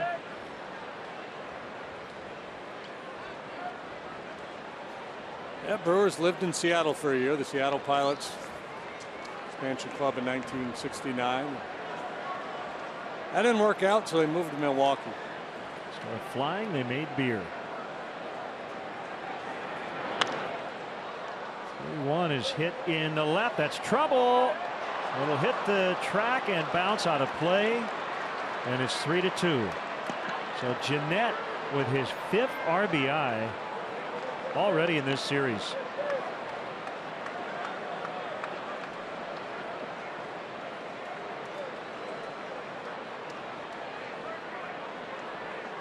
He's been doing good work the other way. So at least his 2nd double into the left field corner in this series. A high carved slicing fly ball into the left field corner, and that spin kicks it up into the seat. So this will settle for 2. Yeah, off the bat, that felt like it was going to land 20 feet foul, but it's the wind that kind of held it up and kept it fair.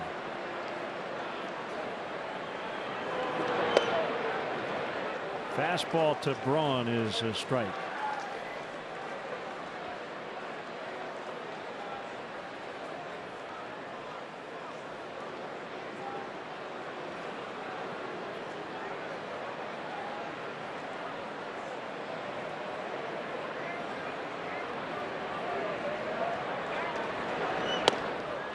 That was a curveball that didn't break a whole lot.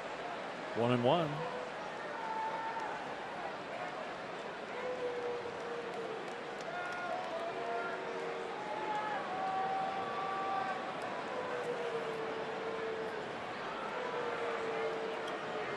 So action in the Milwaukee bullpen. Cubs pen quiet.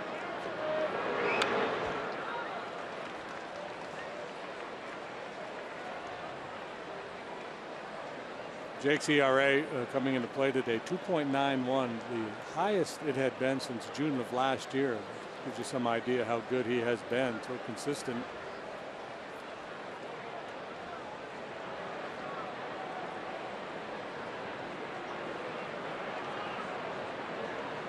At the 3rd week of June last year when he went on that roll.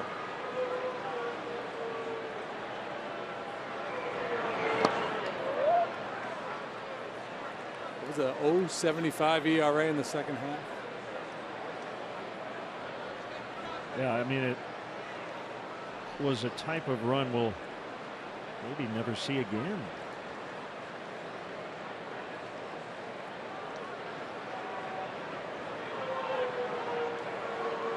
Carried over into early this season. A couple of no-hitters, one in Los Angeles, one in Cincinnati. Full count, 3-2.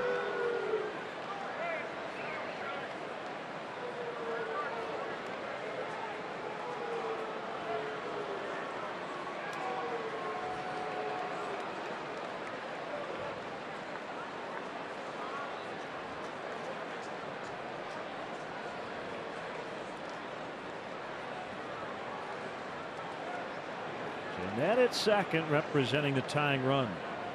3-2 to Braun. Deep left, way back, and gone. And the Brewers now lead this game 4-3.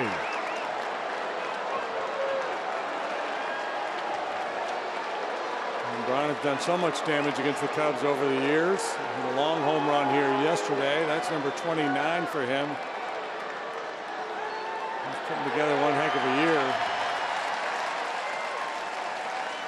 5th homer this season for Braun against the Cubs. He's now knocked in 3 this afternoon in total, and we got all of it. Yeah, his base hit last time up came out on a similar pitch. It was up and in a little bit. He got the hands pulled in and hit it to left. This time gets a little more air under it and drives it into the seats.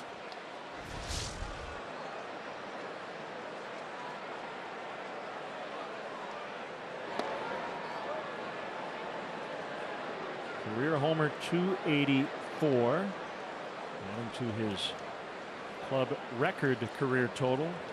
Trevor Cahill now will warm up. Still nobody out. 2-0 on Carter.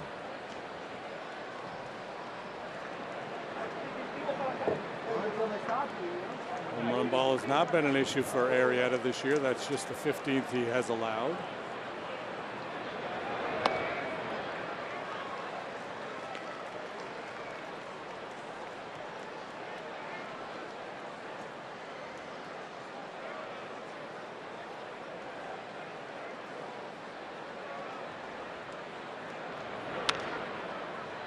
Popped up left side of the infield. LaStella makes the catch.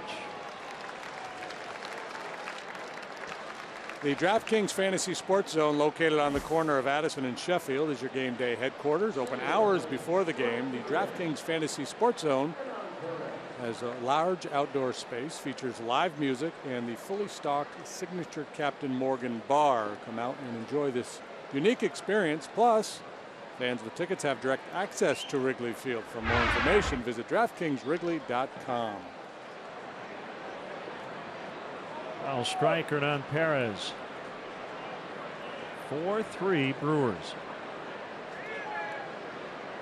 This has been a pesky group here lately, as we referenced a couple of innings ago.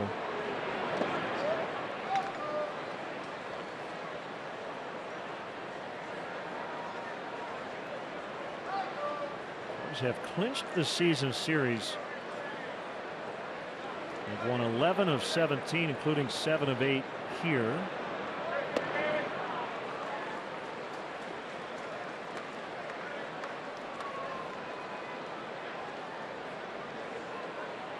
This is the 5th time this year that Wilson Contreras has caught Arrieta. Miguel Montero has gotten the lion's share of the assignments with Arrieta on the mound. Martinez picks it up close, but he got him. David Ross caught Jake on the last road trip. Joe just wanted to check off all the boxes, make sure all the catchers have caught everybody. Yeah, and I think that's definitely got to be a consideration for Joe as he puts his postseason roster together. We've talked, and we're kind of assuming he's going to use all 3 catchers or have all 3 of them on the roster. Starting, if Jake's got a preference, if he says, you know what, it's not like I can't be successful with Contreras back there, but I just really like working with Miggy, then that's for me, that's got to be the play.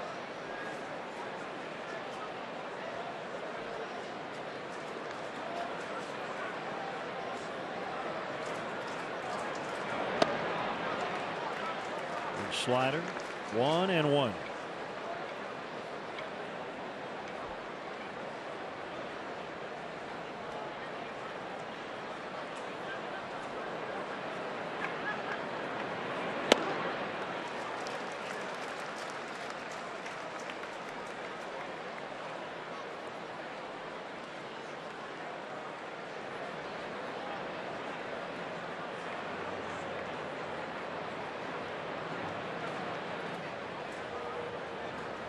For a 1-2.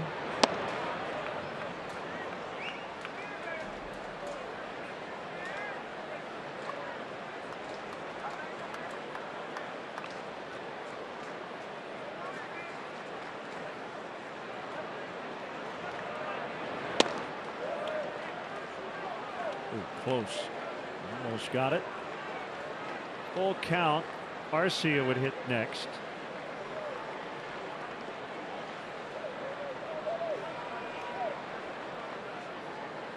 Find themselves trailing for the first time today. They scored 3 times in the first inning. In fact, the first 3 batters came up, and by the time Chris Coughlin's plate appearance was over, it was 3-0.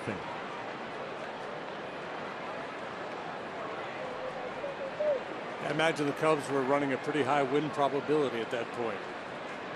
3 runs on the board, nobody out in the bottom of the first. Jake Arrieta pitching. Davies got out of a big bases loaded jam. Brewers have battled back.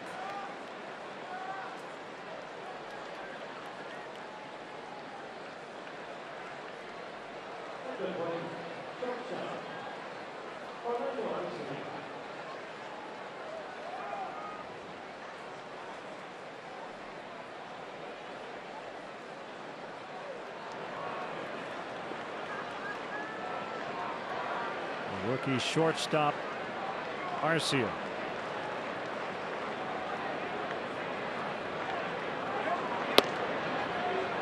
Oh and 1.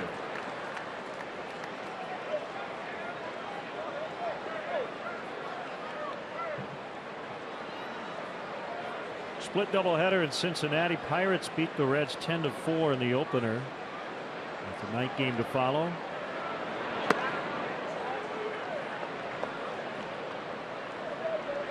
Jameson Taillon beat Anthony DeSclafani.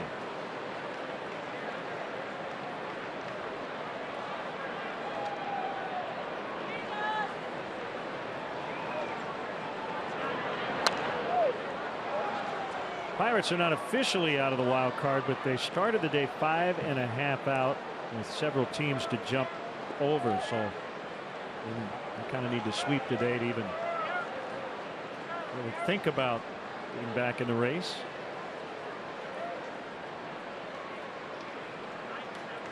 Yeah, they're pretty much toast. Even with the win, they're still 1 under 500.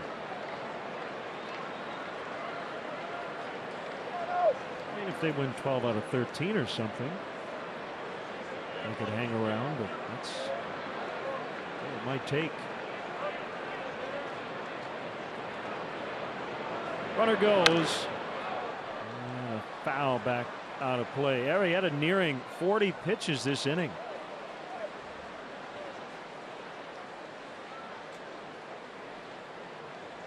So 19 balls, 18 strikes, and that always becomes the concern. It's, not just pitch count, but pitch counts under duress, pitch counts when you start to get a little fatigued.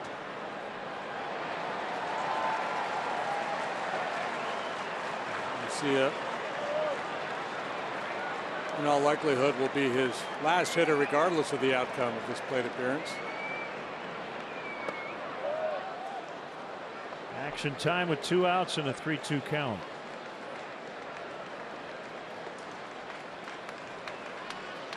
Ryan Braun in his career here at Wrigley Field, 337 going into action today.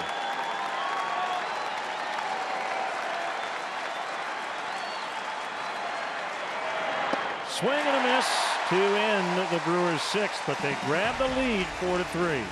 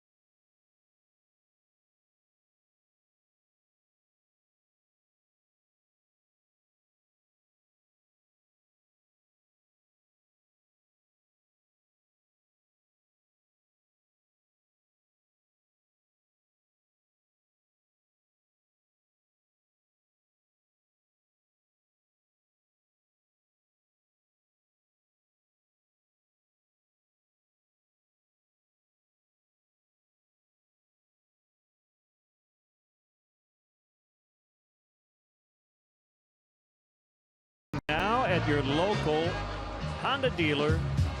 Ryan Braun with a big day.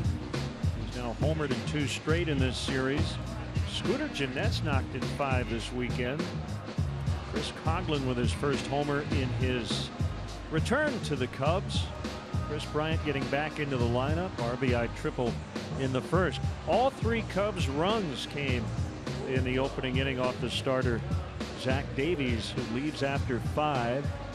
He is the pitcher of record. He was on the hook for the loss. Now he can get the win. We've got a long way to go. Yeah, he's going to have to hang on tight, get out the pom-poms, and cheer for his teammates coming out of the bullpen. Time now for the AT&T call to the pen, brought to you by AT&T, mobilizing your world. It's Jan Marinez. 0-1-3-0-7, 42nd appearance for the right-hander. He's 28 years of age. Bounced around a little bit. He's been with the Marlins, spent some time in the White Sox organization, AAA with the Dodgers, the Tigers, the Rays.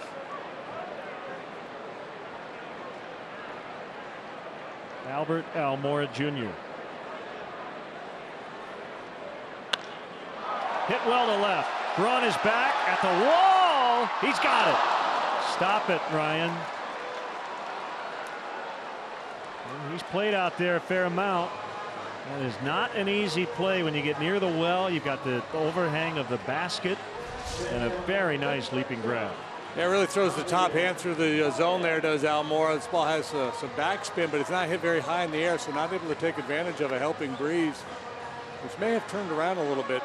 And by the way, as I check the flags now, good swing by Almora, but a quick out for Marinez. Pretty much fastballs and sliders. Baez the batter. Strike called. Cubs have quite a bench today. We got a lot of players because we're in September, but options possibly later for Joe Madden. Rizzo, Fowler, Zobrist, Russell, base hit, Baez. Push, push, push. He's going to try, and he is saved. Love the emotion. This is what we were talking about earlier. When to try to push, taking advantage. This ball's hit towards the gap in left center, so he knows outfielder's got to travel away to get it. And it's going to take a perfect play to get him. It was a good throw, a little bit high, and Baez, the head first slide, just in ahead of the tag. Absolutely got the left hand in. He is not afraid of contact. And there would be no challenge. I love the lean.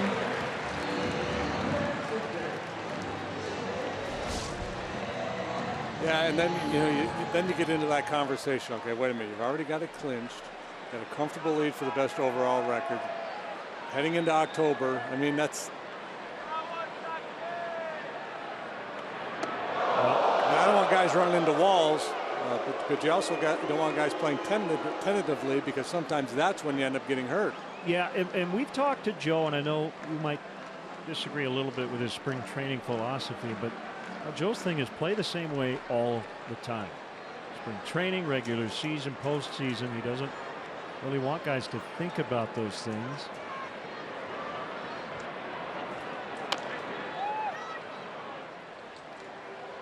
Yeah, I'm a little more paranoid. I'd be telling my guys, don't be flinging yourself into the seats to make a play at this stage of the game. That's just me.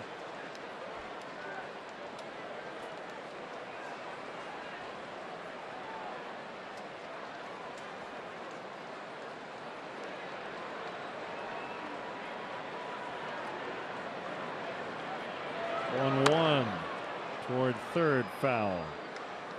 Hey, Cub fans, let's go. Join the Cubs season ticket holder waiting list today to claim your spot in our lineup for season tickets. It's easy and free to register. For details, visit Cubs.com/waiting list.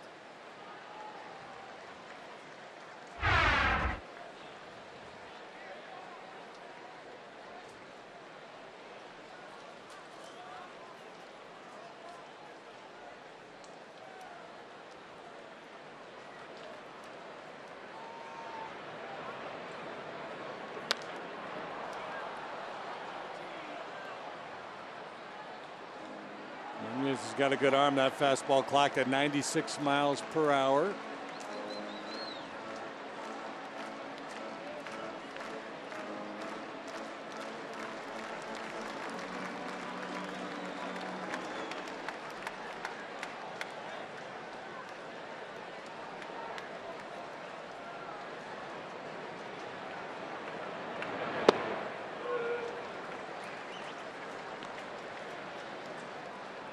This is really the only extended look he's gotten at the big league level. He pitched 4 times for the Marlins in 2010.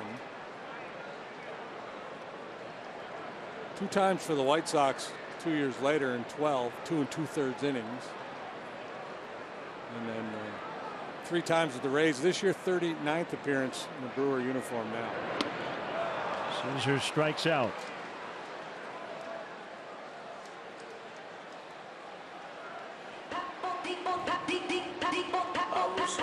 Now batting, second baseman, Munenori Kawasaki.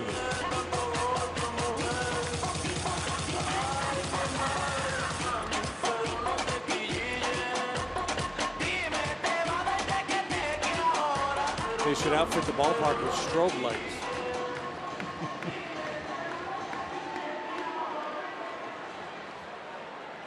Is that still a thing? Strobe lights? Do they use those in? I think the Cubs party room still probably has them. Yes. In clubs or people? I don't frequent them enough. I don't know.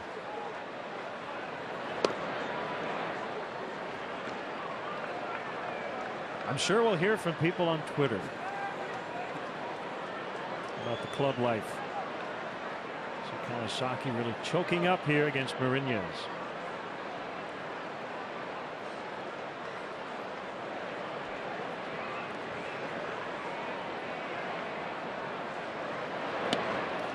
Gets out of the glove of Maldonado, and this will make third. He's considering trying to score as Marinas was lingering between the plate and the mound.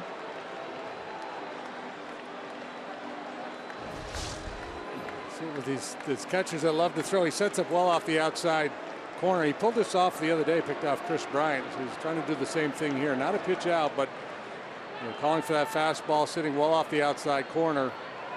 With an intent of trying to make a pickoff throw, and had his eyes on Baez and missed the baseball.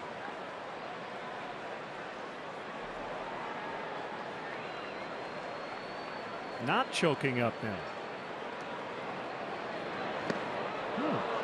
Shows Bud. A big bag of tricks here. It's 2-1.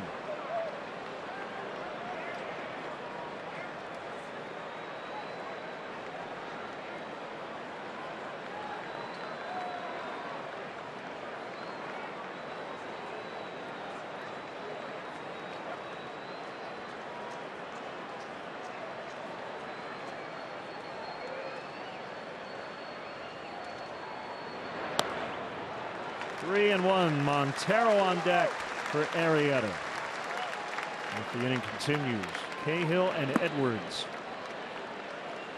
Under the watchful eye of Lester Strode.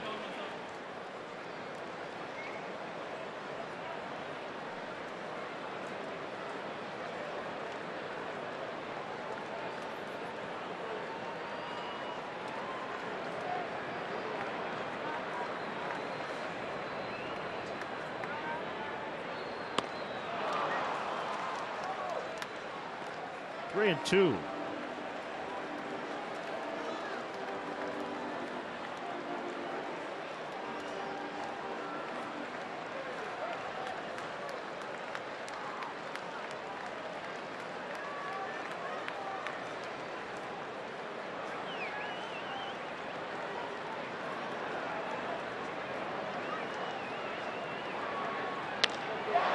Out in the right center.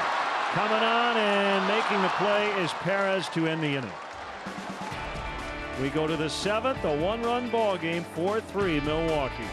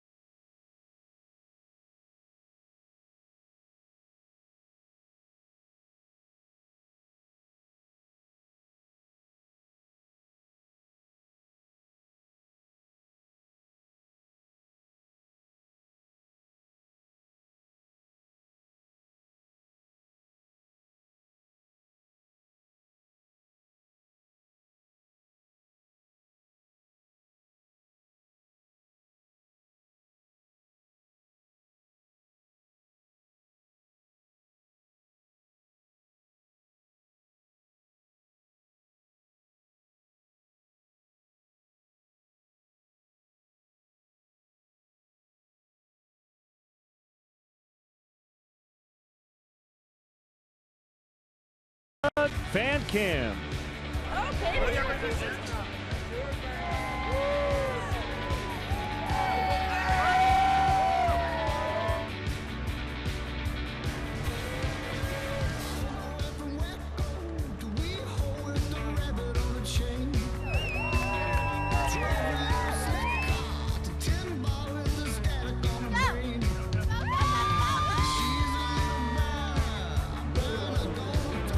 Kings of Leon, they're back. Waste a moment.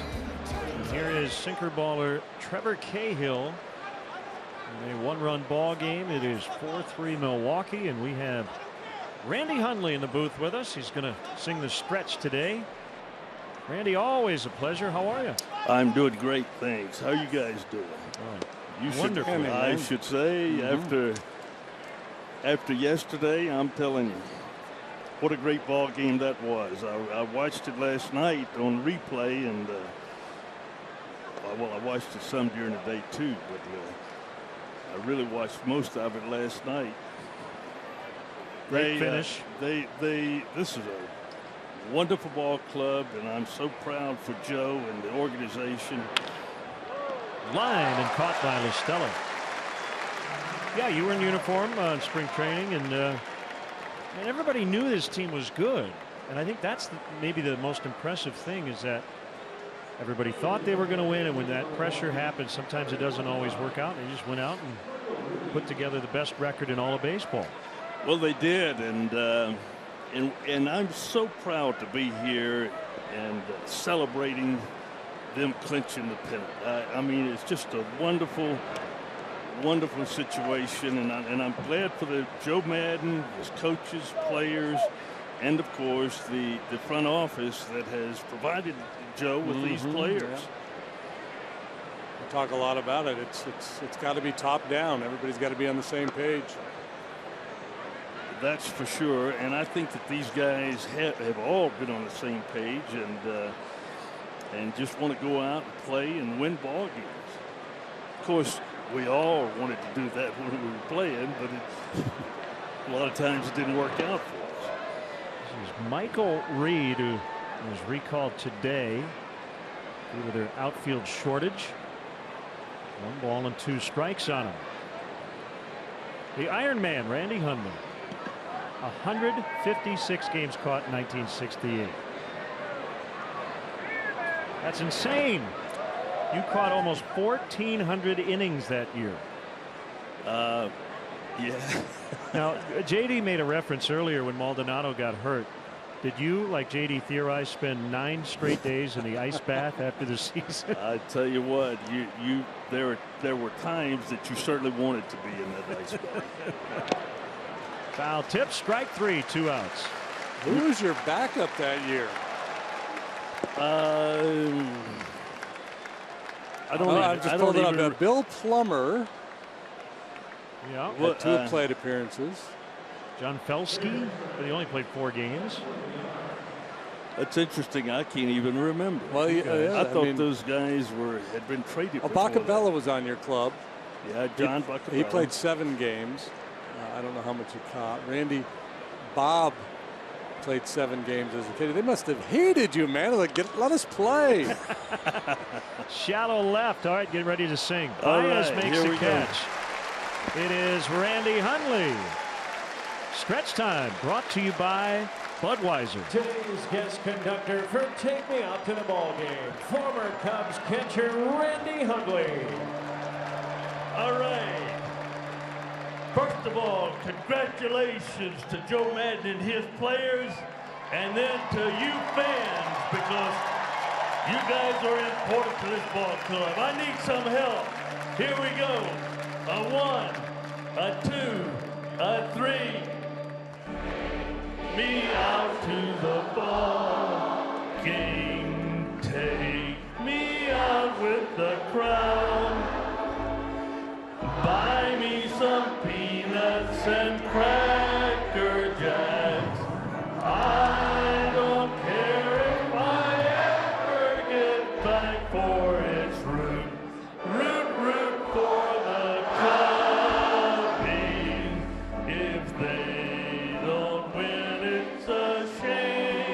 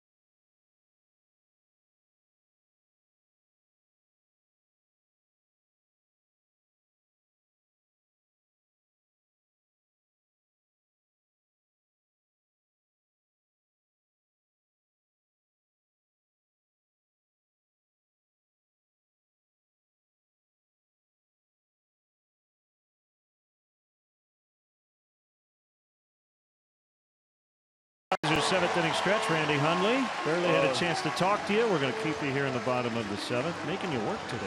Here's Corey Knebel.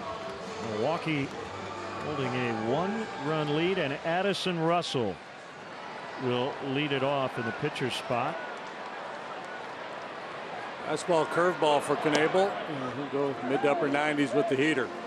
So you look at Martin Maldonado here on our monitor, Randy.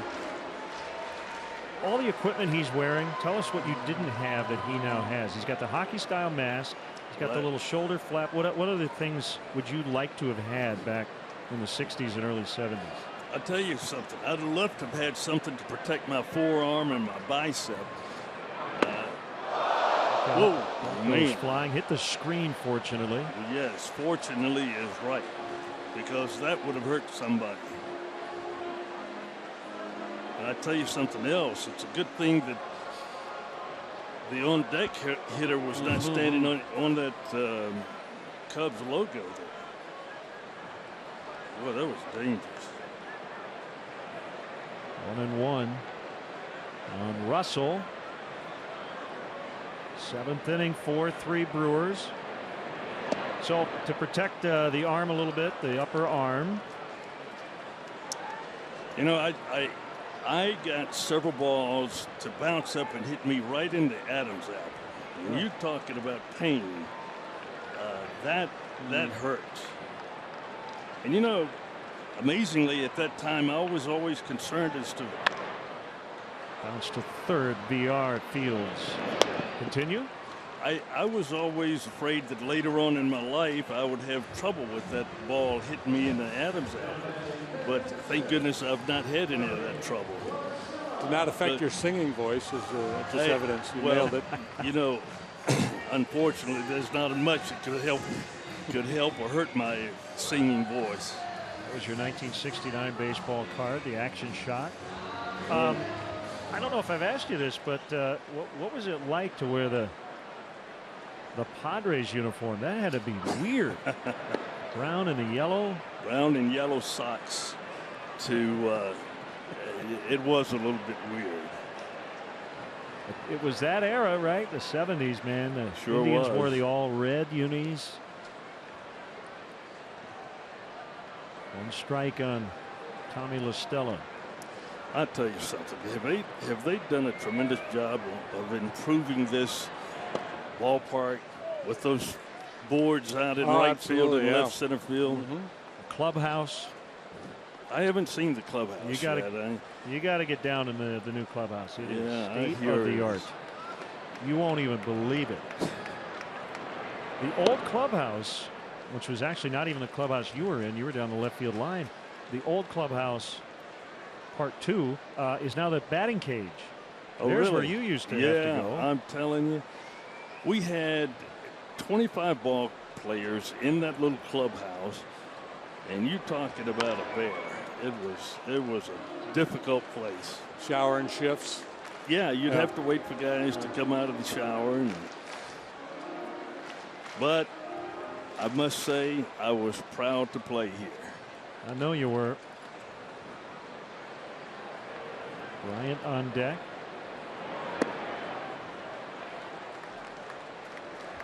There you go.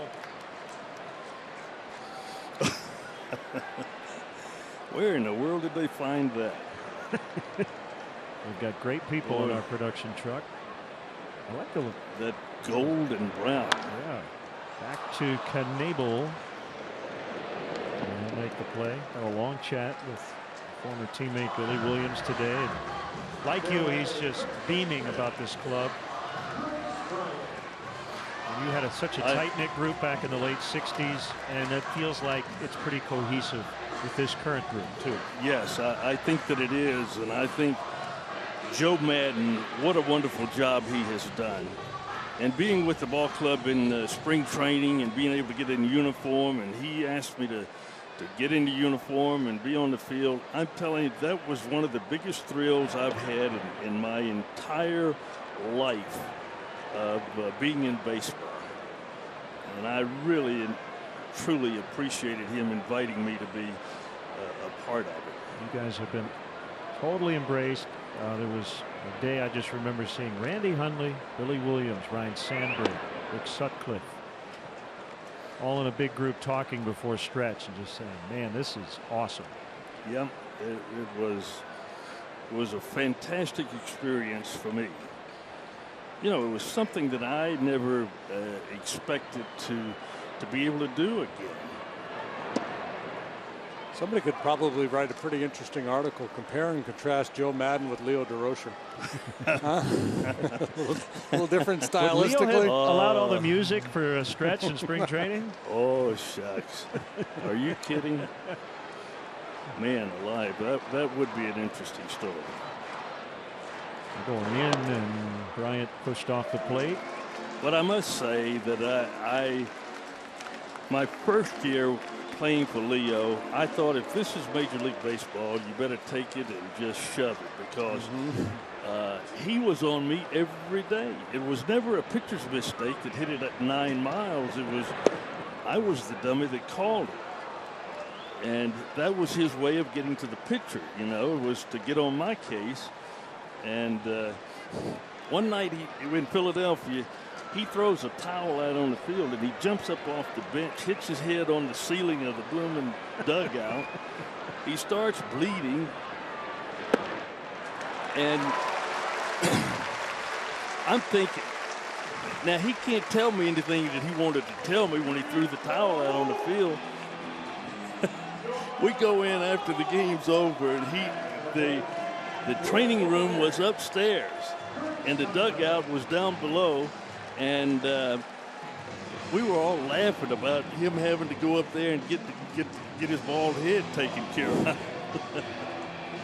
So he just something happened on the field. He wasn't happy, so he flings the towel out there. And then I don't know what in the world was going on for him to throw the towel out, but he jumped up off the bench and hit his head on it. And I tell you, he had a bad cut. He didn't even get to tell me what he wanted. Yeah, you never did get to hear what he was so upset about. And I've never figured it out, because, you know, we're playing the game and everything's going along fine. And he was that way, though. Coughlin with a man on, 2 outs. Cubs down 1 here in the 7th inning. I would imagine Tyler Thornburg should be available for the closing spot today. He was not available yesterday after a long outing Thursday night. Carlos Torres blew the save yesterday. If you guys don't mind, if I could say hello to a friend, Josh Flood is in the hospital, Condell Hospital up in, I'm not sure exactly where it is, but he's. Bryant will make second. He's fighting heavy pneumonia, and his dad, Jim Flood, was a bat boy and clubhouse guy for us back when I played, and I just want to wish him the best and hope that he gets well soon. I appreciate you allowing me to say that to him. Got it. It's just great to see you, Randy, and a beautiful day like this here in mid-September. Cubs are the Central Division champions. And look at this ballpark. I mean, it is filled from one end to the other. The bleachers are full. Even those, I don't know what you call them, out beyond the field. The rooftops are full. Yeah, the rooftops are full of people. It's just incredible. 40,956 today. They can't get many more in here, can they? No. That's low. 2-2. Tying run at second. Hey, are you going to come to camp with us this year? I got it. Yeah, I got to do it. Was going to come last year, fantasy camp, and I would love to. We're going to get. Is Coomer going to be in uniform? Oh yeah. Is he going to manage? Yeah, he's going to manage the team. Okay.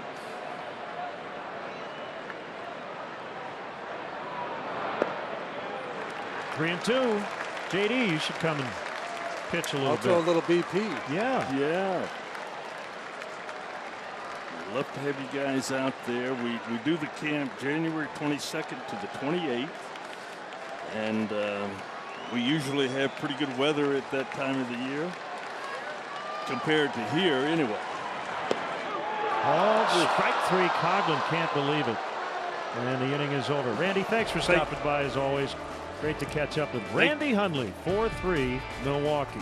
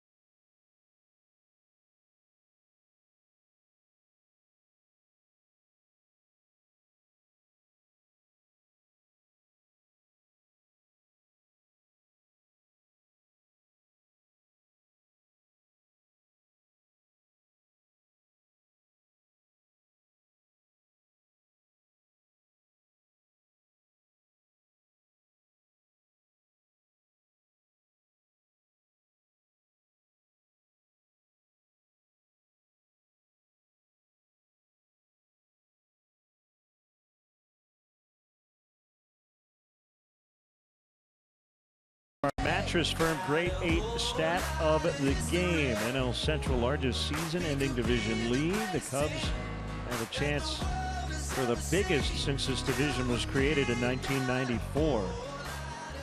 Blowing away the field at this point with an 18-game lead. Brought to you by Mattress Firm, where we want you to sleep happy, guaranteed. Remember, if it's over 8, it's time to replace.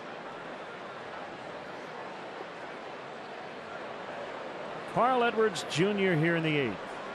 1-2-3 for Cahill in the 7th, and now Carl pitches for the 30th time. 0-1 with a 270. 30 innings, he has struck out 41. You see that batting average against of 102. He's allowed just a 1 home run. Most impressive stuff for the young right-hander.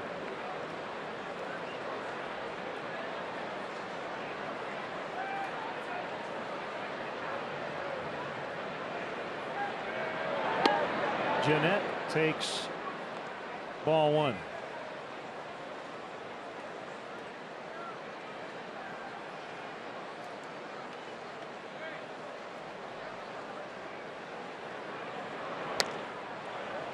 Softly lined in the right, racing over is Caesar. Jeanette's trying for 2. The throw there is slightly offline, but probably wouldn't have gotten him no matter what. This guy's a doubles machine here in this series. This time it's a leadoff double as the Brewers look to pad their lead.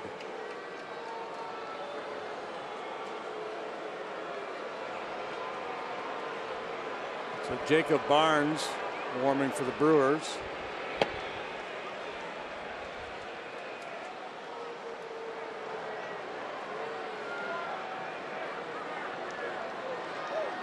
Ryan Spader, great follow on Twitter, the Ace of Spader. That's S-P-A-E-D-E-R.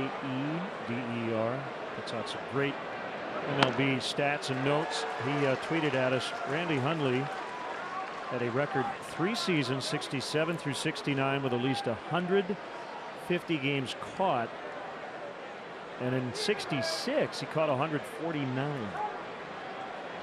That's absolutely insane.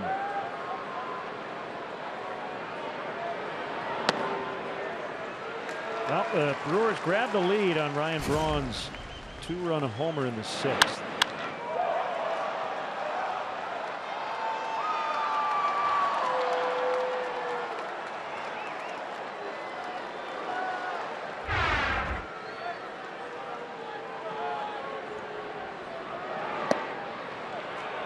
Off the inside corner. Anything about Randy Hundley carrying that workload back in the day with all the day games here and the heat? Incredible. So you see career plate appearances against the Cubs. Ryan Braun with 28 home runs. All of his other teammates have 22 combined.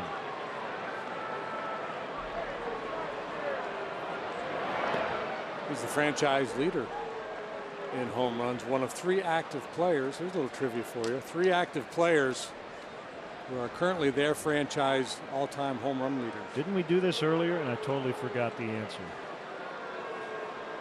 We talked about it pregame yesterday. I think we did it during the game. Is David Ortiz one of them? He is not. He is not. Okay.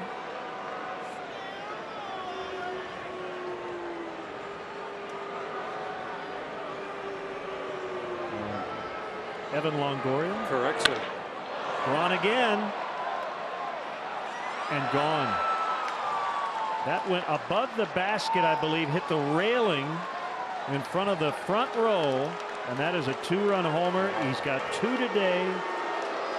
And he's got 5 RBIs.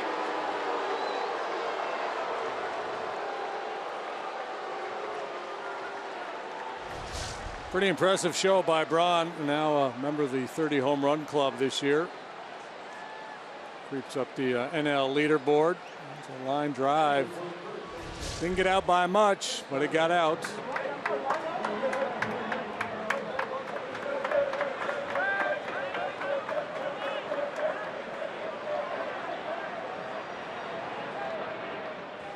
Carter the batter, and he fouls out of play.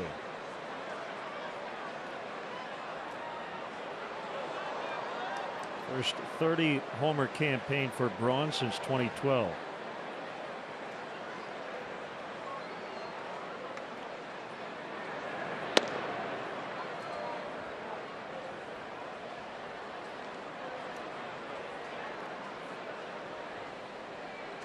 Six-3 Milwaukee here in the 8th.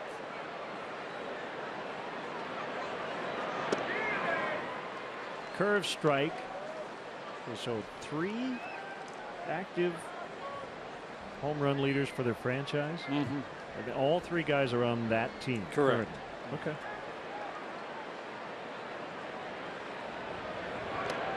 So Longoria and Braun are 2. Mm-hmm.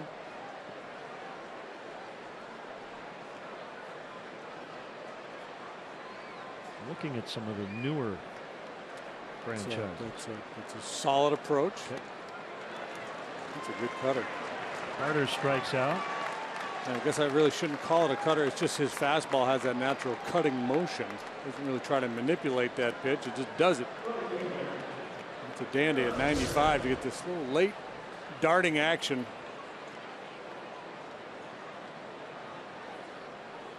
Giancarlo Stanton. Correct. You know what I was going to say is David Wright, but he's a few shy, I believe, of Darryl Strawberry.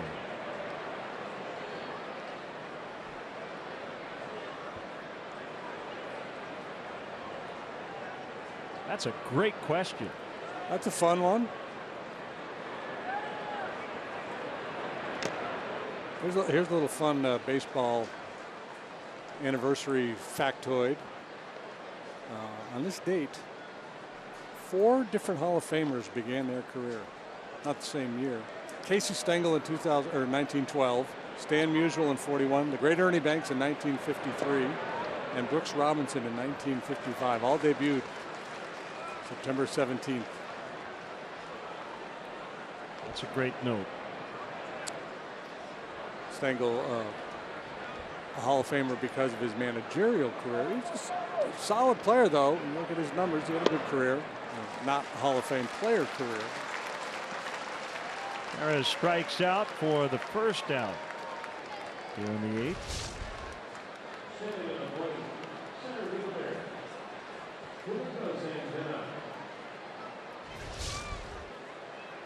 Casey Stengel, he debuts as a player in 1912. He managed into the mid-60s.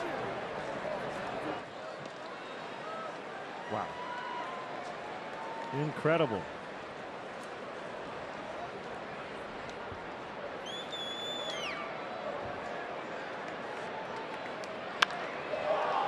That is deep, way back, and it hits the top of the Nuveen board and bounds onto Waveland. Domingo Santana makes it 7-3. We talked earlier about the good work he has done over the last couple of weeks, and man, his first hit today, he lined out his first time up. He's also walked, and now a long home run, his 9th. He's 23 years of age. He's big and strong. He can run pretty well.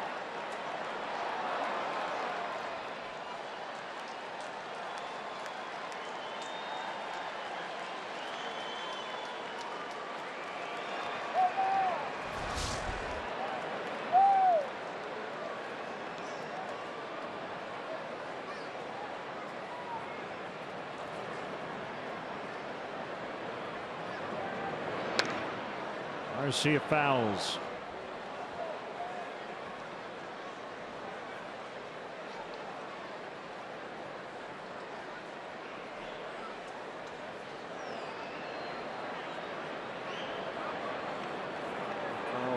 I'd only allowed the 1 home run prior to this outing.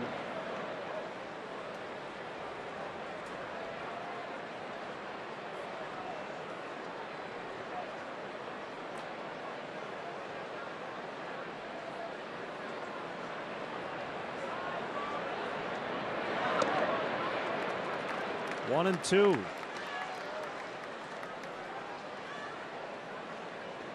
You know how Casey Stengel used to check curfew on his players? Back in the day, they used to have elevator, manual elevator operators, and they'd give the guy baseball and say, "Hey, get some autographs from my guys," and they give it to the guy who was working the elevator on the night shift. And he would check these. So he'd check the autograph ball in the morning and see all the guys that came in after curfew. Wow. 7-3 Milwaukee in the 8th.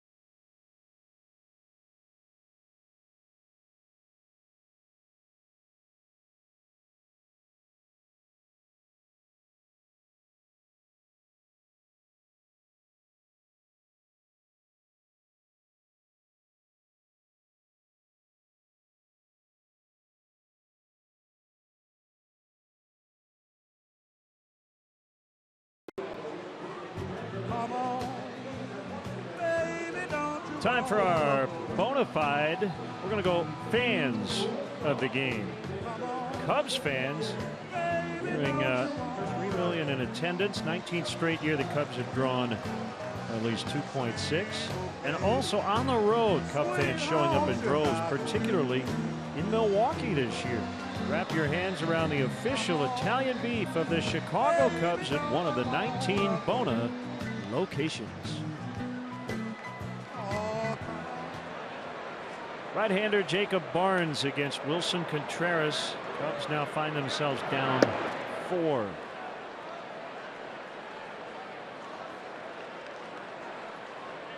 '22nd appearance for Barnes. He's pitched to a .315.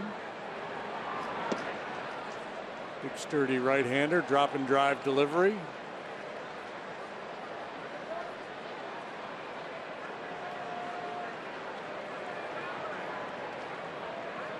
Since August 1st, Ryan Braun has played 42 games. He's hit 16 home runs. If the Brewers are thinking about trading him this offseason, he has not hurt his trade value one bit. Yeah, they could get quite a haul for Braun and accelerate their rebuild. Line shot the other way. Perez makes the catch. Of course, he'd have to be on board. He's got a no trade provision in his contract. But apparently they got close with the Dodgers at the trade deadline, and rumors that they may revisit that this offseason.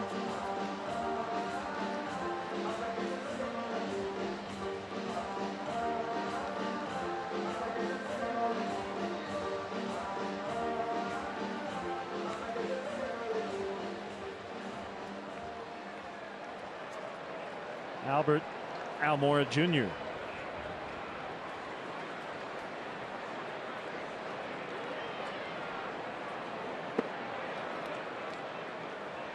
Ball 1.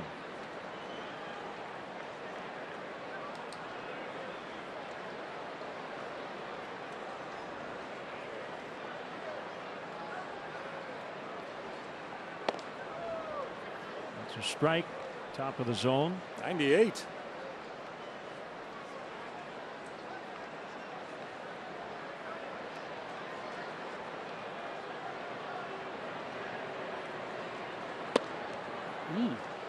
Good slide ball too. Barnes had not pitched above AA prior to this season.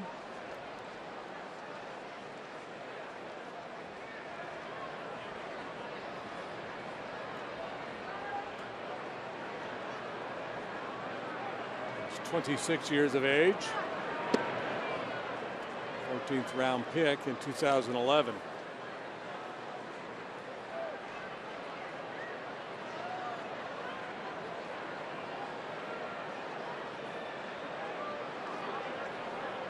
St. Petersburg, Florida. 2-2, foul tip, strike 3.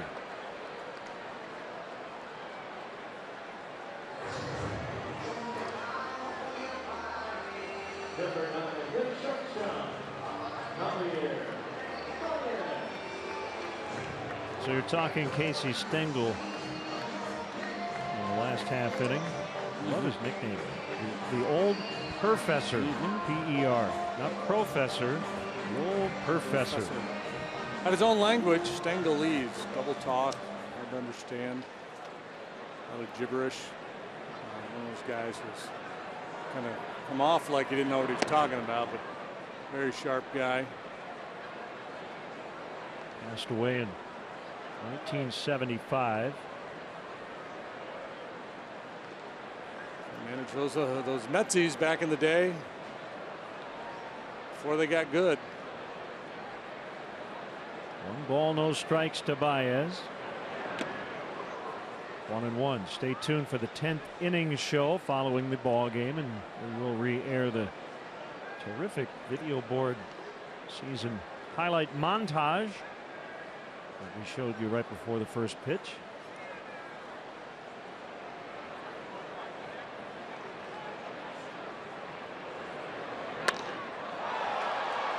Braun in deep left, just in front of the warning track to end the inning.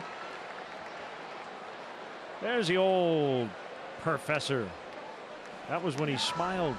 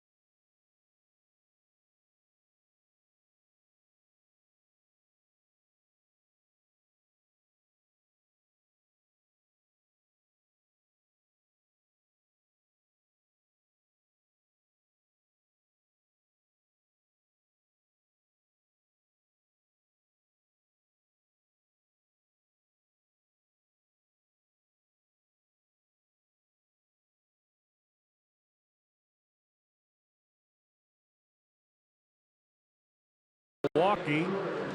Brewers will bat here in the ninth against right-hander Spencer Patton. Spencer pitching for the 15th time.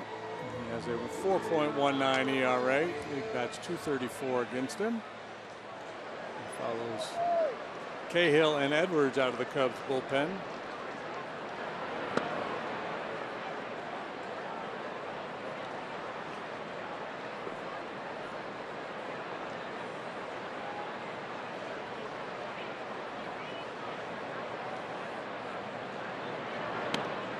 Inside on Maldonado. The Indians probably going to win the American League Central, but they cannot catch a break.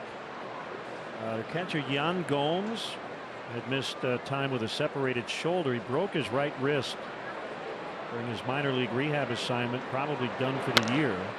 Off the end of the bat, popped up. Kawasaki drifts into the outfield and called off, and making the catch is Caesar as they do avoid a collision. Carlos Carrasco today took a line drive off his hand and had to leave in the first inning. He's got a non-displaced fracture of the fifth metacarpal on his right hand. No timetable for his return. Yeah, boy, and they just lost to Salazar the other day, right? Danny Salazar. Yeah. Shut him down. Dealing with the Michael Brantley injury this year. Terry Francona will get a lot of votes for American League Manager of the Year.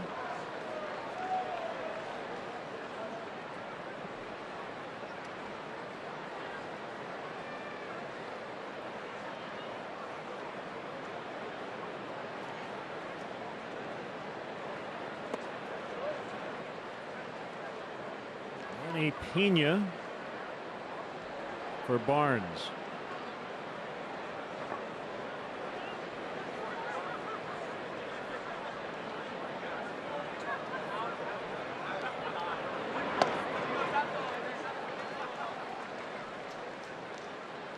Well, I'm no doctor, but it sounds like to me if Carrasco's got a broken bone, you can't pitch with a broken bone.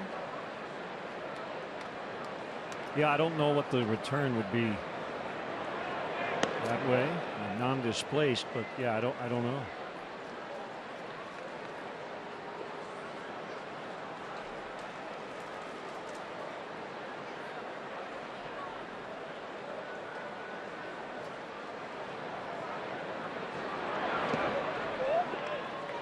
Full count, 3-2.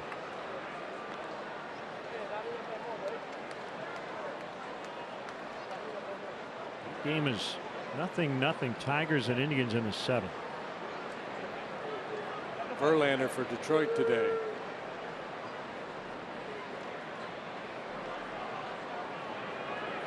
He has been really bad against the Indians this year. But not today. One out walk. Tigers 3 games out of a wild card spot coming into play today, as are the Seattle Mariners. Astros and Yankees 4 back. Yankees have already lost their ball game.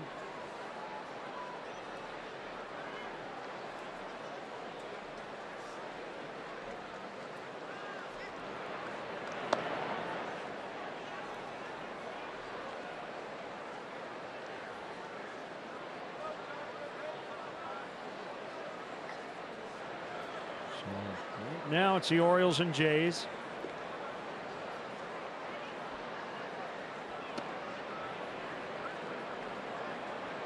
And the AL East might have 3 teams make it to the postseason.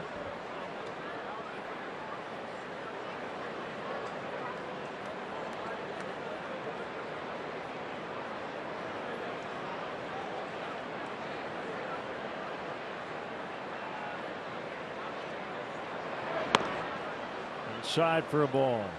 VR with his speed, a tough man to double. He does hit the ball on the ground a lot. You'd love to get out of here and not have to deal with this tandem of Jeanette and Braun. Done so much damage here today.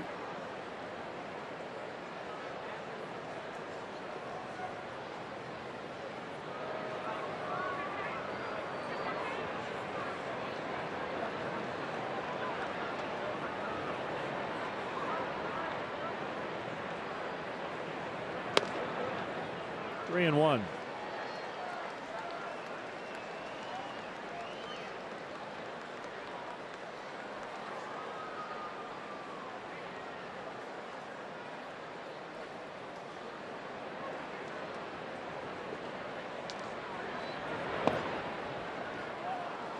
Back-to-back walks.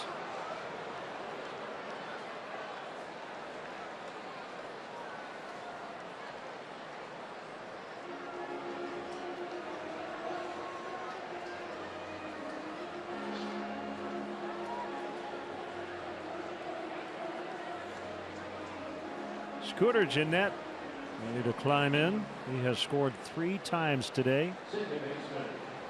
Yeah, he and Braun have combined to go 5 for 8, scored 5 runs. Braun's driven in 5, Gennett's driven in 1.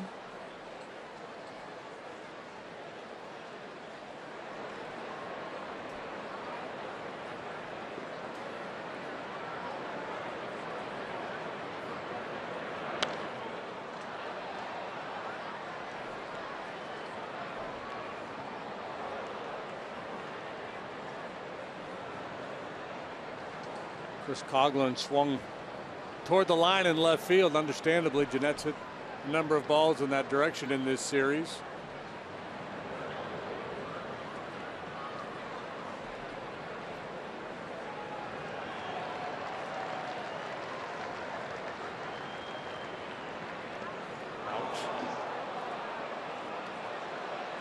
Gennett will shake it off and head to first, and here comes Braun with the bases loaded.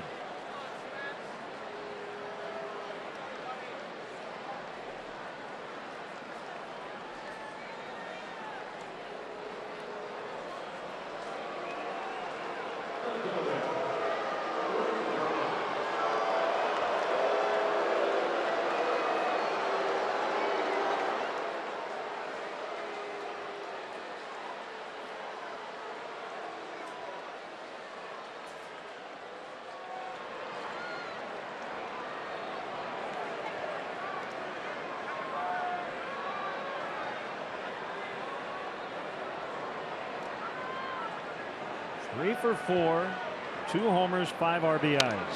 Fouled away.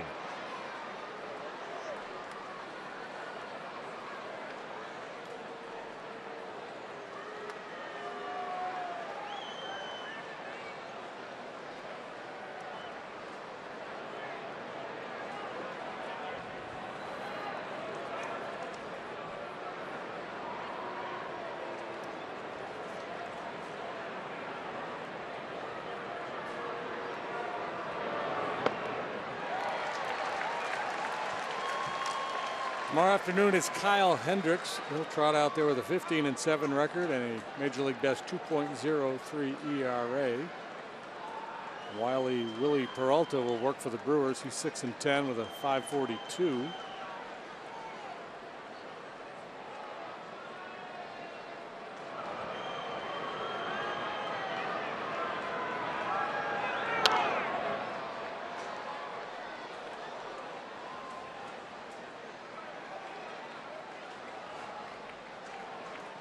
Rob Scahill on the right, Tyler Thornburg on the left.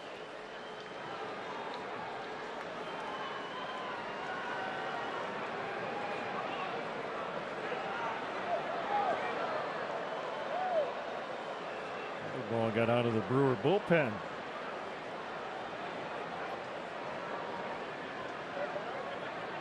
Looks like Brent Suter, a left-hander, is in charge of protecting the catchers. He's taking heat right now for Carlos Subero as Braun strikes out. Letting those 2 balls get by the catchers. 2 down, 7-3. Here comes Carter.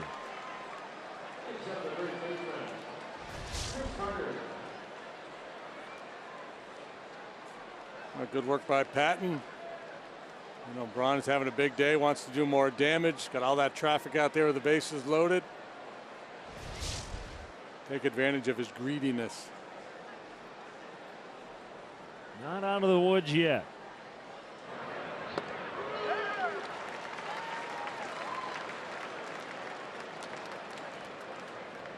Brewers have put one ball in play this inning. That was Maldonado's fly to right to start it. Then a walk, another walk, a hit batter, and a strikeout.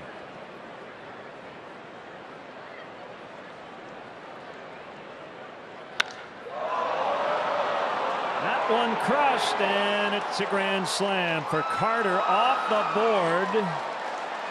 That's where Chris Bryant hit one last year against the Nationals. 11-3. We've talked a lot about Carter. We've seen him a lot this year. A guy who strikes out a lot, walks a fair bit, and he also jogs around the bases a lot. This time he does it with the bases loaded. A no doubter. My goodness, it looks effortless, doesn't it? It's just an easy pass, a high finish. And look where it hits, way up on the board.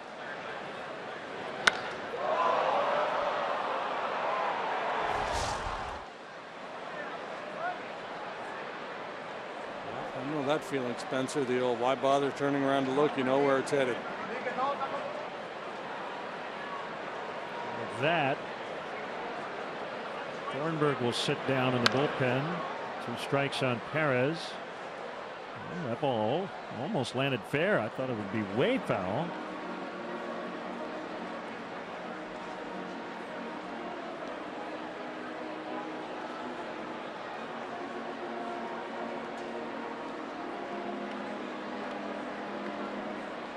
There have been very few of these games this year where the Cubs have let one get away like this.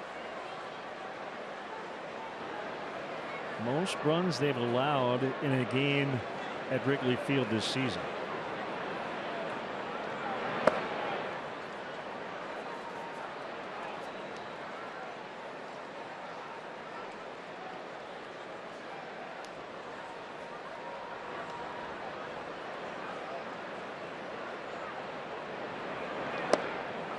The inning is over. Bottom of the 9th. All Brewers today, 11-3.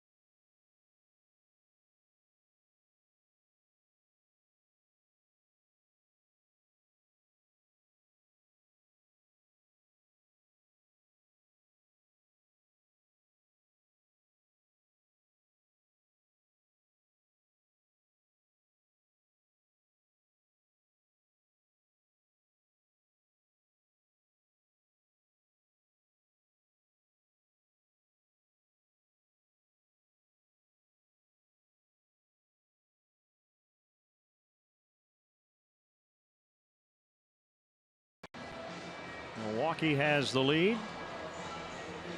Bottom of the 9th.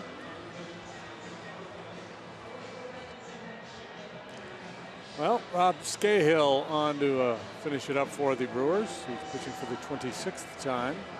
Has an ERA of 3.90. Fastball, slider, curve, and change. He threw a lot of two-seam fastballs, and with that pitch, he'll get a fair number of ground balls.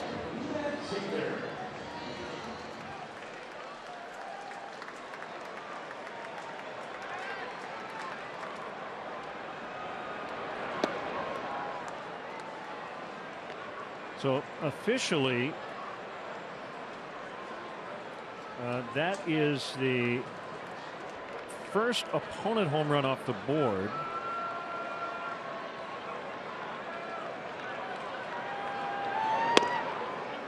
Chris Bryant has hit a couple.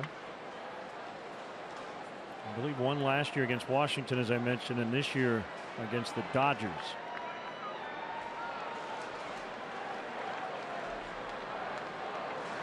Brewers have hit 4 long balls today. Braun with 2, Santana and Carter. Shallow right center, caught. Perez, 1 out.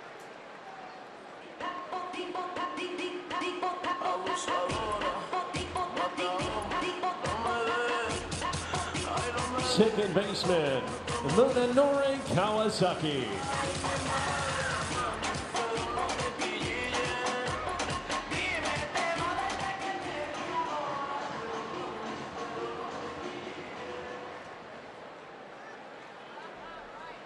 Can't get that song out of your head now, right? It's in there pretty good.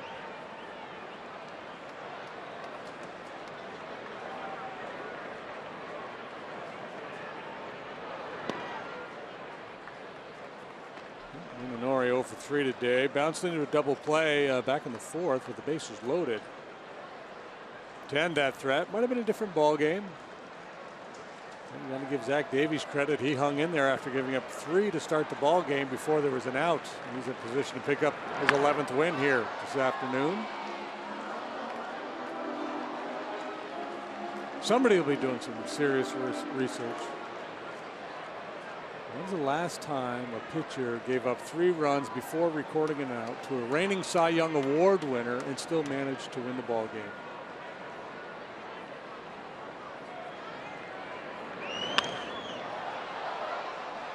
That information is probably discoverable somewhere.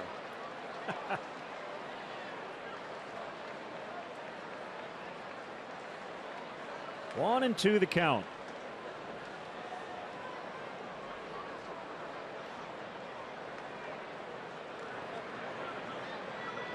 I'm just putting together the left field board as Kawasaki strikes out 2 outs. Let's step aside and see what's coming up on WGN.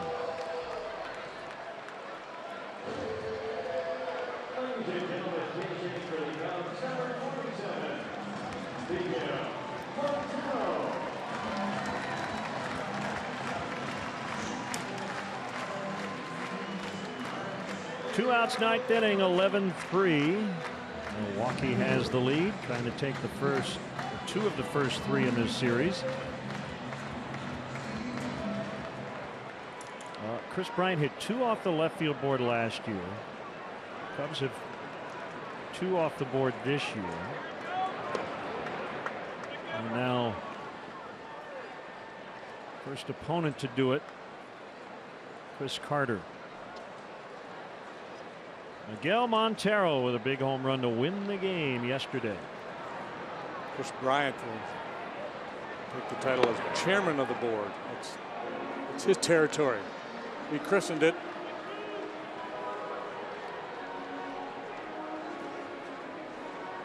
Who else went off the board for the Cubs? Soler hit one up there?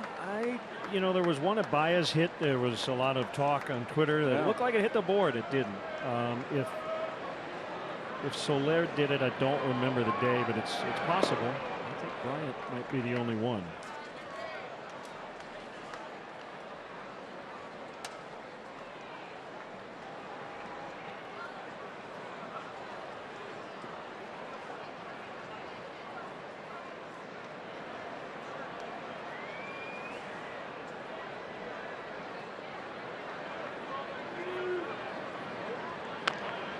Tapper, Scahill off the mound, and that'll do it. So the Brewers pull away late and beat the Cubs today. 11-3 the final as the Chicago area native Rob Scahill gets the final 3 outs. Big day for Braun. We'll be back.